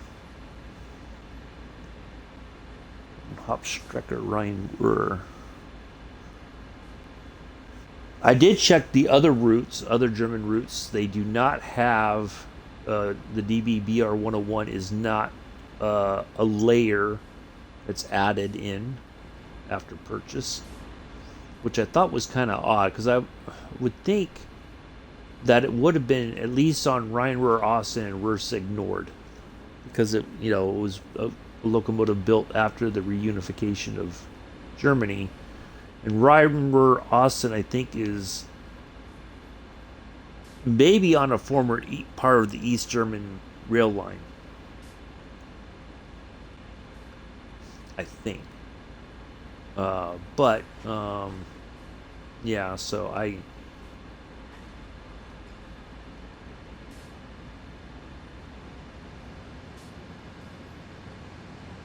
don't know, but yeah, it'd be kind of nice to have that, but yeah, I did check, and they aren't an additional. You don't get an additional services, which I guess is fine. But it was nice to see the Clinchfield SD40 here on Sandpatch Grade as one of the AI services already. That's pretty cool. We do have another train headed in our way, and who knows if that's going to be the case again. Maybe we'll see another AI service SD40. It's coming around the mountain there. So we should see that here momentarily.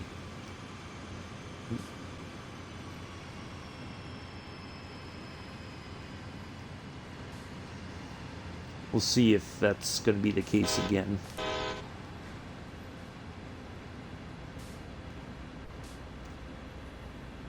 But yeah, I'm looking forward to King Creek as well. I am looking forward to Hamburg to Lübeck. That's going to be, I think, really fun. Looking forward to doing some freight service on that line when it comes out. And seeing how that goes. I am close. I got like 84 services done on Munich to Augsburg. I would like to close that loop and get those 100 services done. That's going to take, well, it's like 16 services left. I'd have to do that all on the, not on the ice train. Although I could probably do. Oh, here's our service heading to Cumberland. Nope, I don't see anything from. Nope, nothing from Clinchfield. But that was pretty cool to see that at least. I wish I'd gotten a screenshot of that. But it happened so quickly. I was like looking. I was like, no way, that can't be the Clinchfield SD40.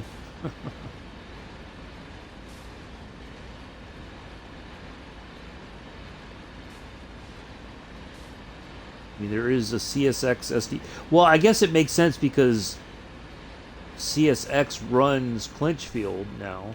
So yeah, it makes sense that it would be a layer here on Sandpatch Grade.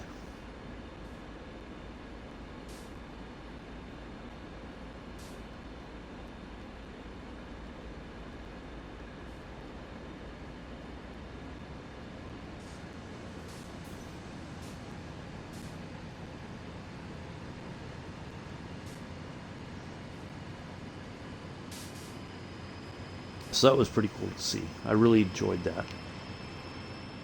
I didn't even think about it. I know you could run it on here, but I didn't even think about oh, now before I end the stream, I'm going to look. I'm going to kind of take a look real quick just to see what services do you get with the SD40 on Sandpatch Grade. We'll have a look at that and see what the deal is.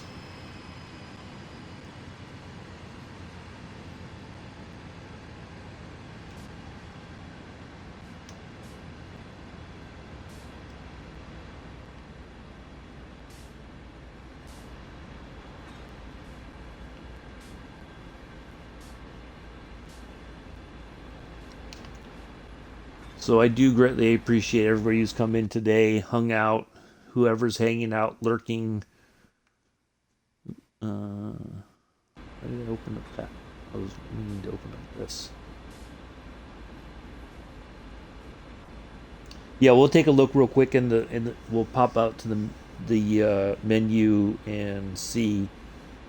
We'll pull up the SD40 for here and see how many services are available. I think they're probably almost all the same as what's already been there. I don't think anything additional has been added, but I'm not 100% sure.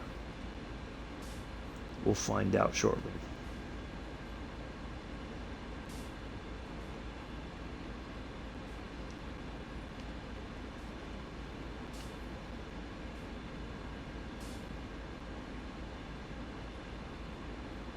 All right, that's what we got left to go.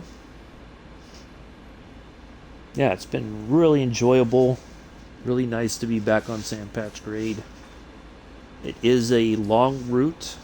It is not fast. Although it seemed like we were, when we were going up the hill, we were going on at a pretty good clip. And we're going downhill again, and but no, it's been very enjoyable.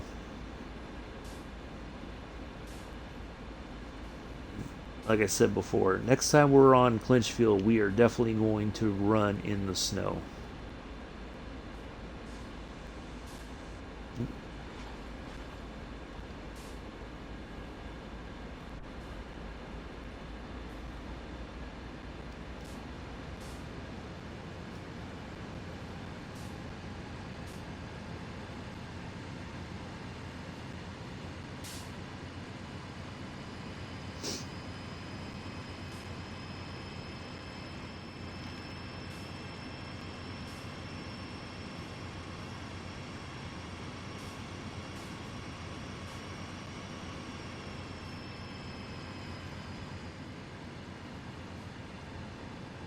Already got a 45-mile-an-hour marker coming up.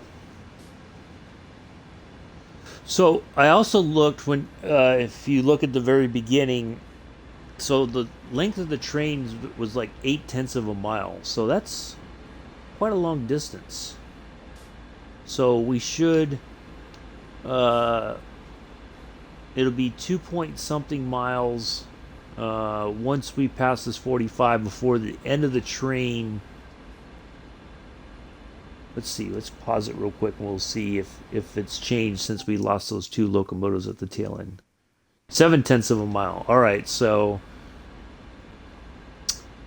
it'll be 2.3, 2.2 by the time, or maybe even 2 miles once our tail end passes this 45-mile-an-hour speed limit.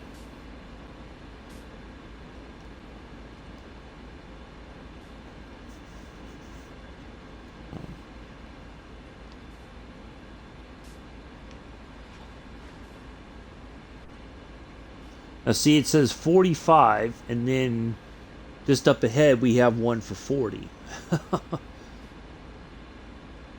So we'll reach 45 speed limit, or that'll go up to 45, and then we'll hit 40, and then it may, I think it does slow down maybe as we go into Rockwood.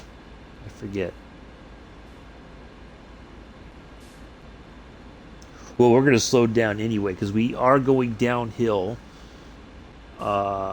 So that's going to be the trick, because as we've seen before, when we let off the brakes and everything, that's when we start getting that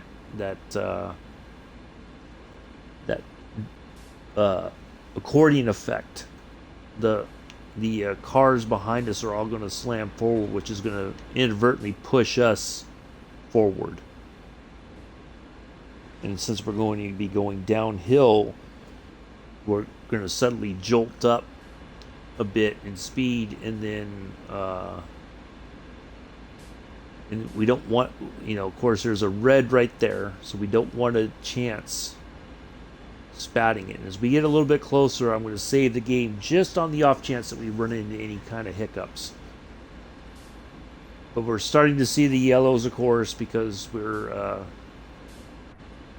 going to be coming near. We're getting nearer and nearer to the end, and letting us know that eventually we're going to get a red. So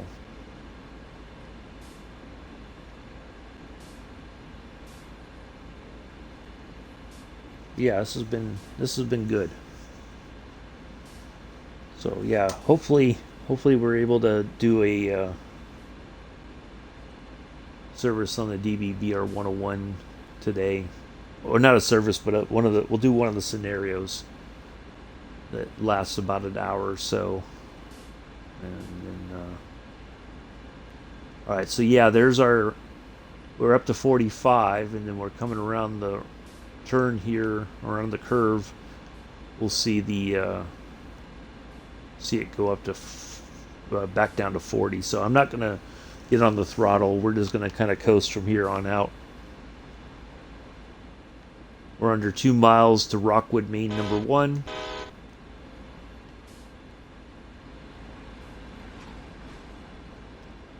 I wonder if there's good fishing down there. I don't. I guess the locals would probably tell you. I would imagine with the coal mines in the area, I kind of get the feeling like the water would be a bit suspect, even for fishing.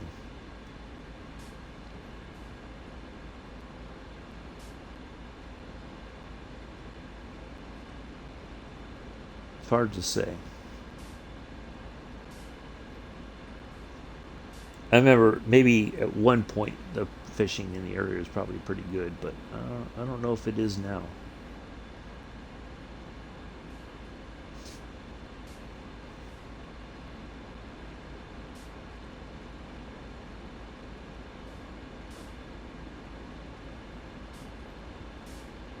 And of course, the coal production stuff that we see here in this on this part of the game is way different than what we see on Clinchfield, because of course they're from different eras of coal mining and certainly coal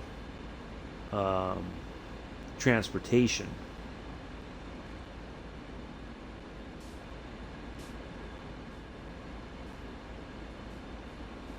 All right.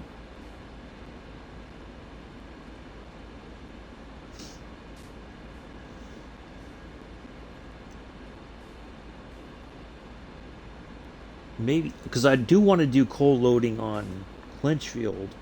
Maybe if we do that in the snow, that might add another dimension to our speed management and all that, loading coal trains or coal cars. But we'll try to do that in the SD40, just to kind of give the SD40 a little bit of airtime in the Clinchfield colors.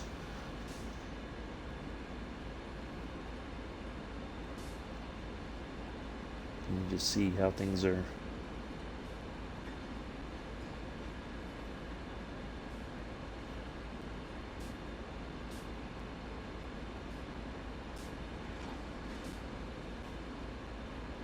Oh, Blaze being Blaze. First, Shayna's the only amazing person in the stream, and now everybody's. No. He already insulted everybody, Blaze. There's no walking that back. I figured I'd just take a peek and see what silliness is. Of course, Shayna's asking Daniel some personal questions, I reckon.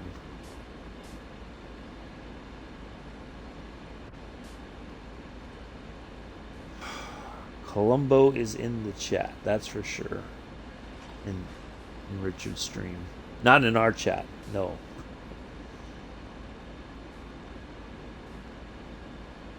Alright, let's get on the power handle here and get some air. We're gonna get a lot of air here. We're gonna kind of slow way down.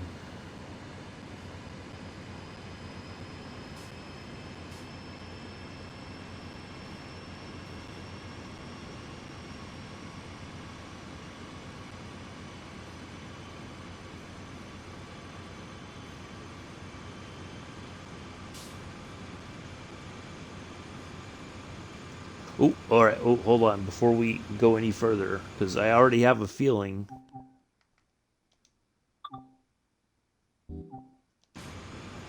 Just to be on the safe side, but I may have saved it too late. That if we, well, I guess if we had to, we could throw it into emergency and then reset the system. But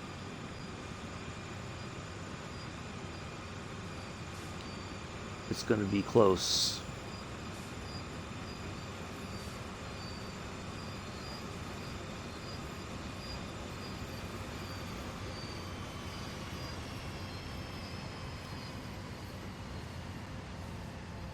Ooh.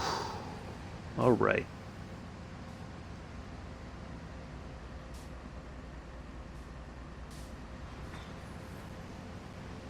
See, there goes that push.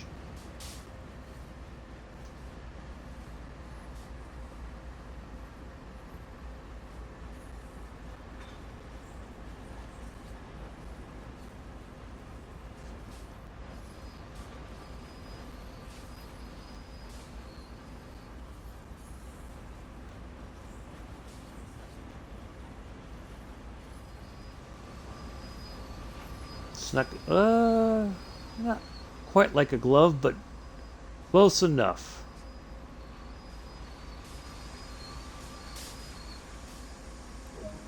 There we go. Ta-da! Okay, there we are. 50.43 miles, just over 2 hours. 2 hours and 3 minutes and 55 seconds, so we'll just round it up, 2:04. We walked 10.39 yards. I don't remember. Oh, whatever.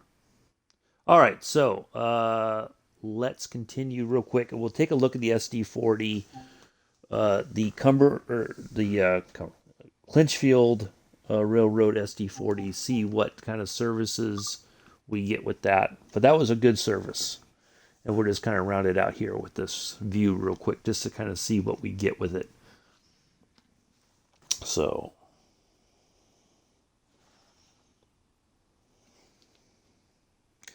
Yeah, thank you, Daniel. Appreciate that. Cheers to you too. That was a good service. So we're just gonna have this really quick look, and then I'm gonna be done, and then we'll see what other shenanigans are happening there on Richard's farm stream. I'm reckoning, is Finley on the farm with him? Does anybody know? I've got the sound turned off, so I don't know who's all there with him.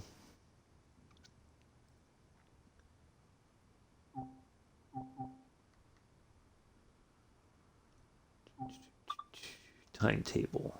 Okay, I think it was already 75 was the number.